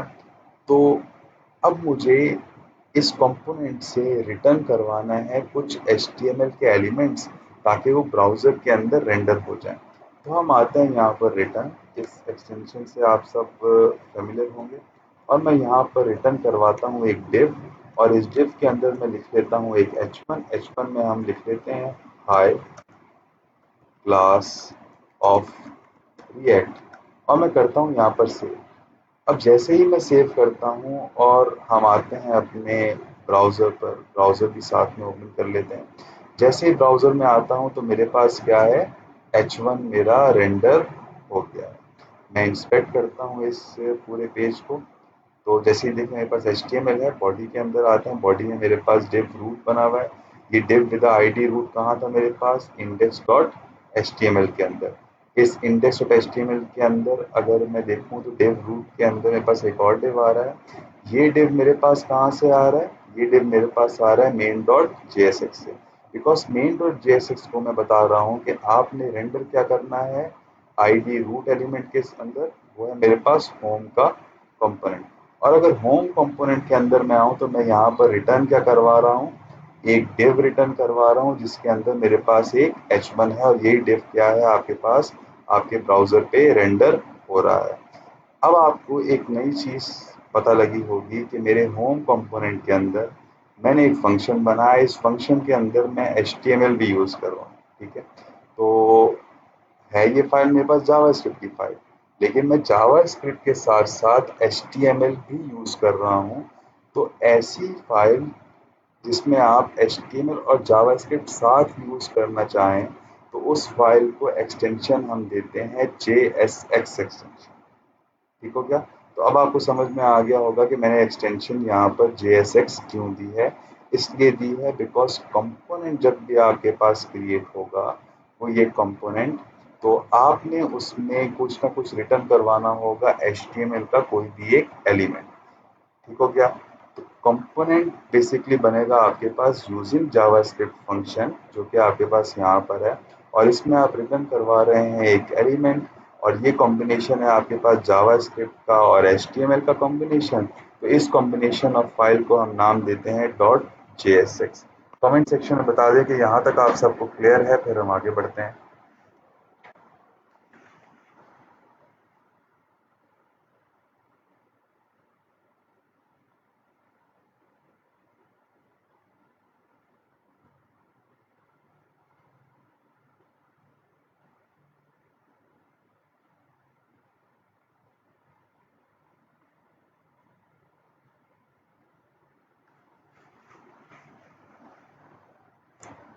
साजिद मुश्ताक क्लियर है।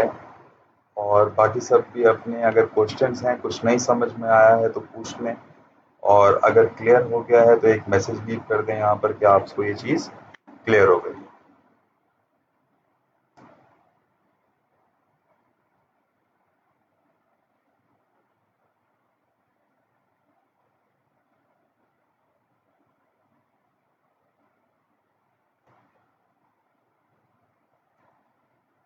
Asadullah Khan little bit typical. हाँ, अगेन वही चीज़ कि आप फर्स्ट टाइम किसी नए फ्रेमवर्क को सीख रहे हैं, अनटिल अनलेस कि आप खुद से अपने हाथ से कोड ना करें, प्रैक्टिस ना करें, आपको थोड़ा बहुत मुश्किल लगेगा। लेकिन आप एक दो दफ़ा यूज टू हो जाएंगे इस कोड से, मीन्स रिएक्ट की कोडिंग स्किल से, तब आपको चीज़ें आसान लगना शुरू हो जाएंगी। तो यहाँ तक हमारे पास क्लियर है कि मेन, दोबारा रिपीट करते हैं कि हमारे पास सिर्फ एक इंडेक्स डॉट एचटीएमएल की फाइल है। उस इंडेक्स डॉट एचटीएमएल की फाइल के अंदर मेरे पास कोई भी एलिमेंट नहीं है जो ब्राउज़र पर रेंडर होगा। तो कौन सी फाइल हेल्प करेगी आपकी इंडेक्स डॉट एचटीएमएल की फाइल को पॉपुलेट करने में? तो वो है आपके पास main dot JSX. Main dot JSX में क्या होता है हमारे पास कि हम एलिमेंट गेट करते हैं विद आईडी रूट, जो स्पेसिफाई हुआ है आपकी इंडेक्स डॉट एचटीएमएल में, और उसके अंदर हम एक कंपोनेंट क्या करवा देते हैं, रेंडर करवा देते हैं। कंपोनेंट आपके पास क्या है, एक एडवांस फॉर्म है आपके पास फंक्शन को राइट करने की। आसान अल्फाज में अगर आपको समझाऊं, कि जिसके थ्रू हम क्या करते हैं कि अपने जावा स्क्रिप्ट फंक्शन के थ्रू एचटीएमएल को रिटर्न करवाते हैं, ताकि वो आपके वेब पेज में या वेबसाइट में पॉपुलेट हो सके। ठीक हो गया। अच्छा, अब हम आगे बढ़ते हैं इस पेज के अंदर, और मेरे पास एक H1 रेंडर हो रहा है। हम एक पैराग्राफ भी यहाँ पर रेंडर करवा सकते हैं। मैं यहाँ पर लिख देता हूँ लॉरेन, एक डमी टेक्स्ट, अल्ट सी कर देते हैं हम। एक पैराग्राफ है, एक हम ले लेते हैं यहाँ पर एक बटन। बटन है मेरे पास क्लिक मी, और सारे एलिमेंट्स रेंडर करवा के देख लेते हैं। एक बना लेते हैं यहाँ पर बी आर। बी आर के बाद एक एंकर का लिंक बना लेते हैं हम, तो टू का लिंक बना लेते हैं, और एचरेफ फिलहाल के लिए हम एम्प्टी छोड़ देते हैं। ठीक हो गया। तो मैंने H1 भी रेंडर करवा दिया है, एक पैराग्राफ भी रेंडर करवा दिया है, एक बटन है मेरे पास, बी आर का टैग है मेरे पास, और एक है मेरे पास एंकर का टैग। लेट्स सी, हम ब्राउज़र में आते हैं। ब्राउज़र में आते हैं तो मैंने सेव नहीं किया, जैसे ही मैं सेव करता हूँ हम आते हैं ब्राउज़र पे। ब्राउज़र पे आप देखें मेरे पास H1 भी रेंडर हो रहा है, मेरा पैराग्राफ भी रेंडर हो रहा है, एक बटन भी है, मेरे पास लिंक भी है। इसका मतलब क्या है कि आप अपने कंपोनेंट में से कोई भी HTML का टैग क्या है, रिटर्न करवा सकते हो। अच्छा, अब एक और चीज़ पे आते हैं, आप लोगों ने आई थिंक नोट डाउन करी या नहीं करी। वो ये है कि मैंने अपने सारे एलिमेंट्स को, HTML के एलिमेंट्स, कितने एलिमेंट्स हैं, एक H1, सेकंड है मेरे पास पैराग्राफ, थर्ड है मेरे पास बटन, फोर्थ है मेरे पास बी आर जो कि सेल्फ क्लोजिंग टैग है, और फिफ्थ है मेरे पास एंकर टैग। इन सब एलिमेंट्स को मैंने रैप किया है, मतलब मैंने इनक्लोज करवाया है इसके अंदर, अपने एक पेरेंट एलिमेंट के अंदर, वो है मेरे पास div। क्या मुझे ये करने की ज़रूरत थी, हम देखते हैं। मैं इसके पेरेंट एलिमेंट को कर देता हूँ यहाँ से रिमूव, और इसके क्लोजिंग टैग को भी रिमूव कर देते हैं। और अब अगर आप देखें तो मेरे पास क्या है, मेरी लाइंस में एरर्स आना शुरू हो गए, और सारी लाइंस मेरे पास क्या है, अंडरलाइन हो गई हैं रेड से। अब जैसे ही मैं होवर करता हूँ इस लाइन के ऊपर, आप देखें तो मेरे पास एक एरर आ रहा है, JSX expressions must have one parent element. इसका मतलब क्या है कि आप अपने कंपोनेंट में से अगर एक से ज़्यादा HTML का एलिमेंट रिटर्न करवाना चाह रहे हो, तब आपको इसे पेरेंट एक एलिमेंट के अंदर रैप करना पड़ेगा, जो कि लाजमी है आपके पास। ठीक हो गया। तो हम जैसे ही रैप करते हैं मेरे पास एरर हो गया है ख़त्म। दोबारा रिपीट कर देता हूँ कि अगर मैं इसके पेरेंट एलिमेंट को हटा देता हूँ, और मैंने यहाँ से हटा दिया, मेरे पास एक से ज़्यादा HTML के एलिमेंट हैं जो कि मैं चाह रहा हूँ रिटर्न हो, मेरी वेबसाइट पे आ जाए, और मैंने सेव किया अपनी फाइल को। जैसे ही ब्राउज़र में आता हूँ तो मेरे पास क्या है, एरर आ गया है। एरर क्या है मेरे पास, तो आपके ब्राउज़र में दिख रहा है adjacent JSX element must be wrapped in a enclosing tag. मतलब अगर आप अपने कंपोनेंट में से एक से ज़्यादा HTML का एलिमेंट रिटर्न करवाना चाह रहे हो, तब आपको अपने सारे एलिमेंट्स को एक पेरेंट एलिमेंट के अंदर रैप करना पड़ेगा, और वो है आपके पास div। ये चीज़ क्लियर हो गई है तो कमेंट सेक्शन के अंदर एक कमेंट पुट कर दें कि आपको क्लियर है। और जैसे ही मैंने करवाया है मेरे पास एरर क्या है, स्क्रीन से गायब हो गया। चलें जी, कमेंट सेक्शन के अंदर बताइएगा कि ये चीज़ आपको क्लियर है, फिर हम आगे बढ़ेंगे।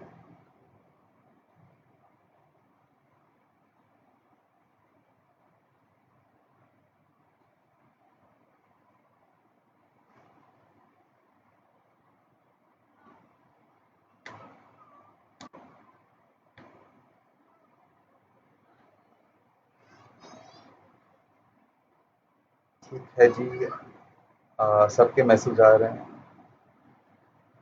अब्दुल मुइज़ ने एक चीज़ पूछी है, फ्रैगमेंट यूज़ कर सकते हैं या नहीं? जी बिल्कुल यूज़ कर सकते हैं, बाकी सब परेशान ना हो। मैं उसी चीज़ पर आने वाला हूँ कि फ्रैगमेंट्स क्या है आपके पास। ठीक है, तो आई थिंक सबको क्लियर है। मैं अपनी स्क्रीन को दोबारा बड़ा कर लेता हूँ और हम आते हैं यहाँ पर।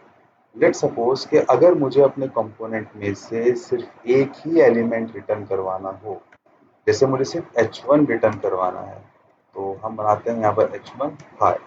ठीक है, अब क्योंकि ये सिर्फ एक कंपोनेंट में रिटर्न करवा रहा हूँ, तब मुझे अपने कंपोनेंट को किसी पेरेंट एलिमेंट के अंदर रैप करने की ज़रूरत नहीं है। हाँ, जैसे ही एक से ज़्यादा एलिमेंट हो जाएंगे तब आपको इसे रैप करना है एक पेरेंट एलिमेंट के अंदर, वो होगा आपके पास डिफ का एलिमेंट। तो आई थिंक ये आप सबको क्लियर हो गया। मैं दोबारा प्रीवियस कोड को ही अनकमेंट कर देता हूँ।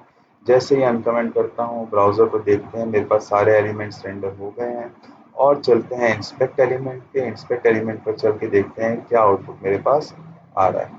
तो बॉडी के अंदर आते हैं, बॉडी में आते हैं तो एक तो एलिमेंट है मेरे पास div विद आईडी रूट, जो कि index.html के अंदर था। और जैसे ही इसको ओपन करता हूँ तो एक और div मेरे पास आ रहा है, और इस div के अंदर क्या है मेरे पास, फिर H1 पैराग्राफ बटन br और एंकर टैग है मेरे पास। ठीक है, अब हम अपने एलिमेंट्स को, अगर एक से ज़्यादा है मेरे पास, अगर मुझे रैप करना है इसे इन अ पेरेंट कंपोनेंट, हम div भी यूज़ कर सकते हैं। एक ऑप्शन आपके पास ये है। अदरवाइज आप यहाँ पर यूज़ कर सकते हैं फ्रैगमेंट। फ्रैगमेंट क्या चीज़ है आपके पास, तो हमने एक ओपनिंग एंगल ब्रैकेट बनाना है और एक क्लोजिंग एंगल ब्रैकेट बनाना है, और इसी का आपके पास एक क्लोजिंग टैग भी बन जाएगा। और इसके अंदर मैं क्या कर सकता हूँ, अपने एलिमेंट्स को रैप कर सकता हूँ। और ये क्लोजिंग डिव एलिमेंट को हटा देते हैं। तो इस टाइप ऑफ एलिमेंट कहलाता है मेरे पास फ्रैगमेंट कहलाता है। मैं कमेंट्स के अंदर लिख देता हूँ एक कमेंट्स, ये है मेरे पास एक फ्रैगमेंट। तो फ्रैगमेंट को यूटिलाइज करके भी मैं कर सकता हूँ अपने एलिमेंट्स को रैप। और जैसे ही मैं सेव करता हूँ, सेव के बाद आते हैं दोबारा अपने इंस्पेक्ट एलिमेंट पे। तो इंस्पेक्ट एलिमेंट में आप जैसे ही देखें, दोबारा बॉडी को स्टडी करते हैं, तो मेरे पास बॉडी के अंदर एक डिव है जिसकी आईडी है मेरे पास रूट। इस डिव के अंदर आप जैसे ही देखते हैं तो अब मेरे पास एक और डिव नहीं आ रहा है। प्रीवियसली जब मैंने div के अंदर इसे किया था, अगर मैं यहाँ पर पहले div यूज़ करा था, तो मेरे पास id रूट के अंदर एक और div बन रहा था। अगर मैं फ्रैगमेंट यूज़ करूँगा तो ये मेरे पास div नहीं क्रिएट करेगा मेरे HTML में, सिर्फ मेरे एरर को गायब करने के लिए हेल्पफुल हो जाएगा मेरे VS कोड में कि हाँ, आपके ये सारे एलिमेंट्स एक पेरेंट एलिमेंट के अंदर रैप हो गए हैं, जिसका नाम क्या है आपके पास, फ्रैगमेंट।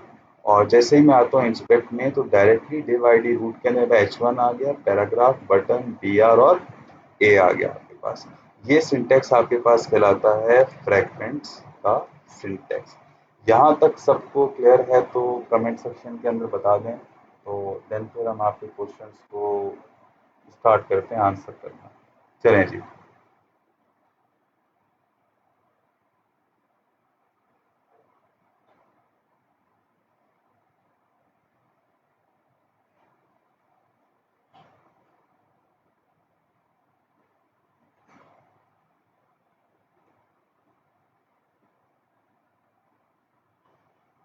कमेंट सेक्शन के अंदर आप काइंडली बता दें कि आप सबको ये फ्रैगमेंट समझ में आ गया है। जिसको नहीं समझ में आया है वो भी काइंडली बता दें ताकि हम उसे आंसर कर सकें बेटर वे के अंदर। आखिरी चीज़ दोबारा बताइएगा, ये आखिरी चीज़ क्या है? अगर उसका नाम आप बता दें तो मैं दोबारा बता देता हूँ।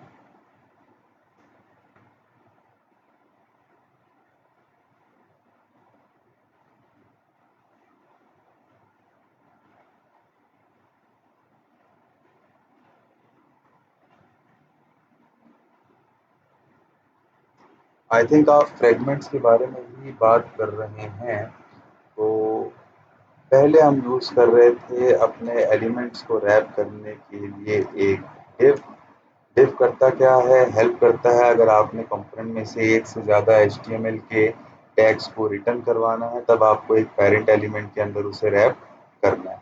तो जैसे ही मैं सेव करता हूँ div के अंदर रैप करवा के चलते हैं अपनी HTML में, तो ये करता क्या है आपके पास कि div id रूट के अंदर एक और div क्रिएट करा देगा, जो ऑब्वियसली मैं अपने होम कंपोनेंट से क्या कर रहा हूँ, रिटर्न करा रहा हूँ। और उसके अंदर है आपके पास h1 पैराग्राफ बटन br और एक एंकर का टैग। इंस्टेड के div के आपके पास एक और ऑप्शन है कि आप ओपनिंग और क्लोजिंग ब्रैकेट्स बनाएं। ठीक है, ओपनिंग और क्लोजिंग HTML के टैग्स बनाएं। इसका कोई नेम आपके पास नहीं होगा। ये कहलाते हैं हमारे पास फ्रेगमेंट्स, जो कि हेल्प करेंगे आपके एक से ज़्यादा HTML एलिमेंट्स को इनक्लोज करने के लिए। इसका एक फ़ायदा आपके पास सिर्फ ये होगा कि आपके रेंडर्ड HTML में, जो ब्राउज़र में आपके पास रेंडर होगी, आपके पास इन एलिमेंट्स का कोई पेरेंट div नहीं आएगा। तो होपफुली हाफिज रिजवान, अगर आप दोबारा बता दें कि आपको ये चीज़ समझ में आ गई है या नहीं आ गई, दोनों चीज़ें बता दें।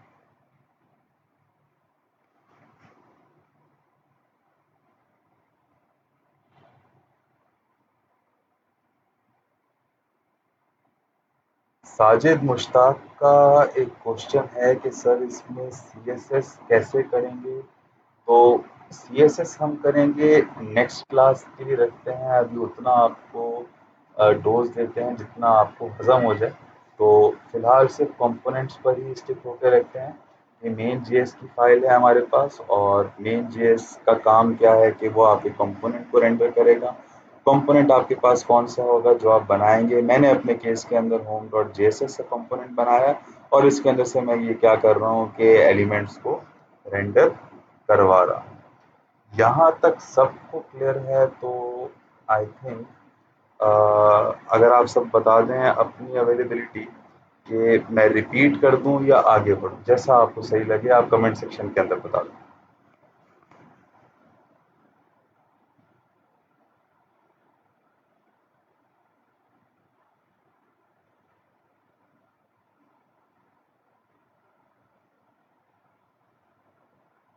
अब्दुल मुइस का एक क्वेश्चन आया है कि टेलविंड यूज़ करेंगे? जी हाँ, बिल्कुल यूज़ करेंगे आगे जाके। रेस्ट जितने भी स्टूडेंट्स हैं उनको टेलविंड का नहीं पता तो परेशान होने की ज़रूरत नहीं है, आपको सिखा देंगे। ये अभी का टॉपिक हमारे पास नहीं। अच्छा, ज़ैनुल आबदीन का क्वेश्चन है कि index dot H T M L वाले पेज में हम काम नहीं करेंगे। बिल्कुल सही कि हमने अपने रिएक्ट के पूरे इस कोर्स के अंदर index dot H T M L के पेज में काम नहीं करना है। हमें सिर्फ काम करना है अपने होम, जो भी हम कंपोनेंट बनाएंगे, और एक होगा हमारे पास मेन डॉट जेएसएक्स। इंडेक्स को हमने नहीं छेड़ना है अनटिल अनलेस का हमें नीड ना पड़े। वो नीड पड़ेगी तब हम उसे यूटिलाइज कर लेंगे, लेकिन फिलहाल के लिए इंडेक्स और एचटीएमएल को हम नहीं छेड़ेंगे। अच्छा, असदुल्ला खान का मैसेज आया है कि सर आज के लिए इतना ही काफ़ी है। तो बिल्कुल सही है, ऑब्वियसली हमारी क्लास का टाइम भी एंड होने वाला है। 11 बजे तक आपकी क्लास होती थी। तो अच्छा, मैं दोबारा रिपीट कर देता हूँ एक शॉर्टली आप सबको कि हमने स्टेप्स क्या फॉलो किए हैं। स्टेप्स ये फॉलो किए हैं कि सबसे पहले जब आपने प्रैक्टिस स्टार्ट करनी है, तो आपने अपने ब्राउज़र पे सर्च कर लेना है नोड जेएस को। जैसे ही आप नोड जेएस को सर्च करेंगे, आपके पास पहला लिंक आ जाएगा, node JS run JavaScript everywhere. आपने इस पे क्लिक करना है। क्लिक करने के बाद आपके पास एक वेबसाइट ओपन हो जाएगी। उस वेबसाइट में आपके पास एक बटन आ रहा है डाउनलोड नोड.js LTS। जैसे ही आप इस पे क्लिक करेंगे आपके पास डाउनलोड स्टार्ट हो जाएगी और जैसे ही डाउनलोड कंप्लीट हो आपके पास एक इंस्टॉलर आएगा। इस पे क्लिक करें, नेक्स्ट नेक्स्ट नेक्स्ट इंस्टॉल, आपके पास नोड.js इंस्टॉल हो गई। कैसे पता लगेगा कि आपके ब्राउज़र पे नोड आपके browser sorry not in the browser आपकी डिवाइस पे नोड.js इंस्टॉल हो गई है? तो आपने सर्च करना है अपने विंडोज़ पे और सर्च करना है आपने COMMAND कमांड। आपने कमांड प्रॉम्प्ट ओपन करना है। ओपन करने के बाद यहाँ पर एक कमांड आपने टाइप करनी है नोड डैश वी। जैसे ही आप इस कमांड को रन करेंगे आपके पास नोड.js का वर्जन आ जाएगा। इसका मतलब ये है कि आपके सिस्टम पे नोड.js हो गई है इंस्टॉल। जैसे ही इंस्टॉल हो जाए आपके पास सक्सेसफुली, आपने आना है अपने ब्राउज़र पे और सर्च करना है VITE। जैसे ही आप सर्च करेंगे पहला लिंक आपके पास आएगा, आपने कर लेना है इसे ओपन। ओपन करने के बाद आपके पास एक बटन है गेट स्टार्टेड का। इस पे आप क्लिक करें, गेटिंग स्टार्टेड के पेज पे आ जाएंगे। स्क्रॉल करें इस पेज को नीचे तो आपके पास अंडर हेडिंग इसकी folding your first Vite project, इसमें आपके पास एक कमांड आ रही है। इस कमांड को आपने कॉपी करना है। जिस फ़ोल्डर के अंदर आप बनाना चाह रहे हैं अपना प्रोजेक्ट, आपने आ जाना है इस फ़ोल्डर के अंदर। मेरे को इस केस में ये फ़ोल्डर पड़ा हुआ है डेस्कटॉप पे। डेस्कटॉप में फ़ोल्डर है मदारिस। इस फ़ोल्डर के अंदर हम आते हैं। इस फ़ोल्डर के अंदर सर्च बार में आपने टाइप करना है CMD। CMD के बाद आपने कमांड पेस्ट कर देनी है npm create read @लेटेस्ट। और जैसे ही मैंने इस कमांड को हिट किया है ये मुझसे कुछ क्वेश्चंस पूछेगा। पहला क्वेश्चन आपके पास होगा प्रोजेक्ट का नेम, तो प्रोजेक्ट का नेम आप बता दें। प्रोजेक्ट के नेम में आपके पास स्पेस नहीं होने चाहिए, कोई भी आपके पास न्यूमेरिक वैल्यूज नहीं होनी चाहिए। तो मैं यहाँ पर देता हूँ कि लेट्स सपोज प्रोजेक्ट 2 इसका नाम देते हैं। मैं करता हूँ हिट एंटर। उसके बाद आपसे पूछ रहा है कि फ्रेमवर्क सेलेक्ट कर लें, तो फ्रेमवर्क हम सेलेक्ट करते हैं using down arrows keys react. Click करता हूँ एंटर। और लैंग्वेज सेलेक्ट करते हैं हम जावा स्क्रिप्ट। क्लिक करते हैं एंटर। आपका प्रोजेक्ट हो गया इंस्टॉल। जैसे ही आपका प्रोजेक्ट हो गया बॉयलर प्लेट इंस्टॉल, आपने कमांड प्रॉम्प्ट को बंद किया, अपने प्रोजेक्ट के अंदर आए। अब आपने ओपन किया CMD, तो हम ओपन करते हैं अपने पास CMD। CMD ओपन करने के बाद आपने इस फ़ोल्डर को ओपन कर लेना है अपने VS कोड में यूजिंग कोड स्पेस डॉट। जैसे ही VS कोड मेरे पास ओपन हुआ है मैं ओपन कर लूँगा यहाँ पर टर्मिनल विद न्यू टर्मिनल। और जैसे ही टर्मिनल मेरे पास आया है तो पहली कमांड आपने रन करनी है npm install इंस्टॉल और करना है हिट एंटर। सक्सेसफुली आपके पास ये कमांड जब एग्जीक्यूट हो जाए तब आपने एक और कमांड चलानी है। वो कमांड होगी आपके पास npm run dev। जैसे ही आप ये कमांड चलाएंगे तो लोकल होस्ट 5173 पे आपकी रिएक्ट की वेबसाइट क्या हो जाएगी, लाइव हो जाएगी। आप जाएंगे अपने क्रोम ब्राउज़र पे और सर्च करेंगे यहाँ पर लोकल होस्ट 5173, तो आपकी वेबसाइट क्या है, अब हो गई है। किसी को कोई भी क्वेश्चन है इस एक्सप्लेनेशन में तो काइंडली पूछ लें, फिर हम क्लास को करते हैं एंड और एक छोटा सा असाइनमेंट आपको देते हैं ताकि आप इसे कॉन्फ़िगर कर सकें और फिर हम नेक्स्ट क्लास के अंदर इंशाल्लाह मिलेंगे। किसी को कोई भी क्वेश्चन है तो वो काइंडली पूछ लें।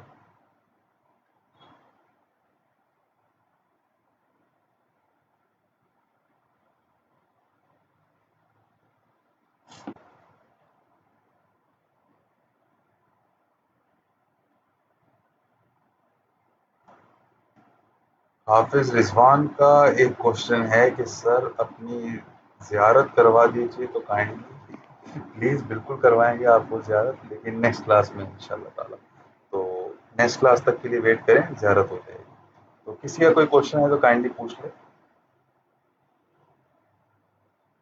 क्लियर है, क्लियर है, आई थिंक सबको क्लियर है। तो आप सब ने एक काम ये करना है, बहुत ही एक ओल्ड स्कूल प्रोजेक्ट ही मैं आपको दे रहा हूँ कि आपने रिएक्ट की डिफ़ॉल्ट बॉयलर प्लेट को करना है अपने पास क्रिएट।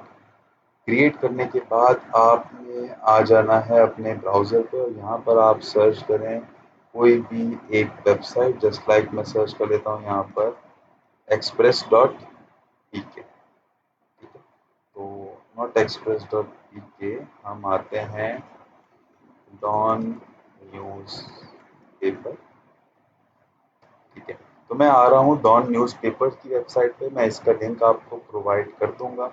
इस वेबसाइट को हम ओपन कर लेते हैं और इस वेबसाइट को ओपन करते हैं, इसकी किसी एक न्यूज़ को ओपन कर लेते हैं हम यहाँ पर। तो ये बहुत ही सिंपल सा एक लैंडिंग पेज है आपके पास, जिसमें आपके पास एक इमेज है और साइड में आपके पास एक यूएल क्रिएट हुई है, एक अनऑर्डर्ड लिस्ट है आपके पास क्रिएट हुई है। इस चीज़ को आप छोड़ दें कि टाइमर आप किस तरह से बनाएंगे, ये इंक्रीमेंट हो रहा है डिक्रीमेंट हो रहा है। आपने स्टैटिक क्या करना है, ये लैंडिंग पेज करना है क्रिएट। इस सेक्शन को छोड़ दीजिएगा जो आपके पास ये साइड में आ रहा है, लाइव लेटेस्ट न्यूज़ और ये पिन पोस्ट वगैरह। आपने सिर्फ जो क्रिएट करना है सेक्शन, वो एक ये आपने डॉन का ये डिव क्रिएट करना है। फिर आपके पास एक H1 हेडिंग आ जाएगी, फिर आपके पास एक इमेज है और साइड में आपके पास क्या है, ये सेक्शन है। सिर्फ और सिर्फ यहाँ तक आपने क्रिएट कर लेना है। तो किस तरह से क्रिएट करेंगे, रिएक्ट की बॉडी प्लेट अपने पास कॉन्फ़िगर करनी है। जो होम का आपके पास कंपोनेंट होगा उसमें आपने क्या कर लेना है, ये पेज क्रिएट कर लेना है। ये असाइनमेंट सबको क्लियर है? तो काइंडली कमेंट सेक्शन के अंदर बता दें, फिर हम क्लास को एंड की तरफ लेकर जाते हैं।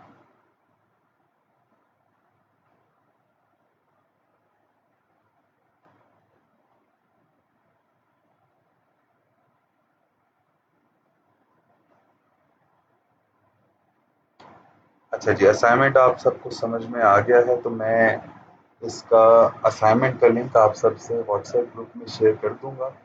और ठीक है, क्लियर है, सही है, क्लियर है। और इस कोड को जो हमने यहाँ पर रिएक्ट का एक छोटा सा अंडरस्टैंडिंग के लिए कोड क्रिएट किया है, इस कोड को मैं गिटहब की, अच्छा, सीएसएस कैसे यूज़ करेंगे इसमें हम नेक्स्ट क्लास के अंदर बिल्कुल सीखेंगे। अभी के लिए आपके पास सीएसएस क्लास की गुंजाइश नहीं, कि टाइम हमारा एंडिंग की तरफ जा रहा है। तो नेक्स्ट क्लास में हम सीएसएस को यूज़ करना सीख लेंगे। फिलहाल के लिए जो असाइनमेंट दिया है उसी पर ही स्टिक ऑन होकर रहें। तो मैं इसका लिंक, जो असाइनमेंट का आपके पास लिंक है, व्हाट्सएप ग्रुप में शेयर कर दूंगा। प्लस जो रिएक्ट में हमने कोड किया है, इसकी एक गिटहब रेपॉजिटरी बना के मैं आप सबको उसका गिटहब रेपॉजिटरी का एक्सेस भी प्रोवाइड कर दूंगा। Meanwhile till the next class, react को पढ़ें। जो मैंने नहीं पढ़ाया है आप एडवांस पढ़ सकते हैं, खुद से पढ़कर आएँ, ताकि और समझने में अगली क्लास में आसानी हो और थोड़ा-सा क्लास को इंटरेस्टिंग लेके चलेंगे कि आपके क्वेश्चंस भी रिएक्ट के हों तो और मज़ा आएगा।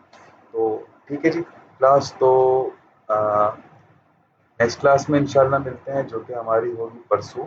और वो भी इसी टाइम पे होगी कि 9:20 तक हम क्लास फिर स्टार्ट करेंगे और 1.5 आवर की हमारी क्लास होगी रिएक्ट की। तो परसों इंशाल्लाह मिलते हैं आपसे। गिटहब रिपॉजिटरी लिंक और असाइनमेंट का लिंक दोनों आपसे शेयर कर दिए जाएंगे व्हाट्सएप ग्रुप के ऊपर। ओके जी क्लास।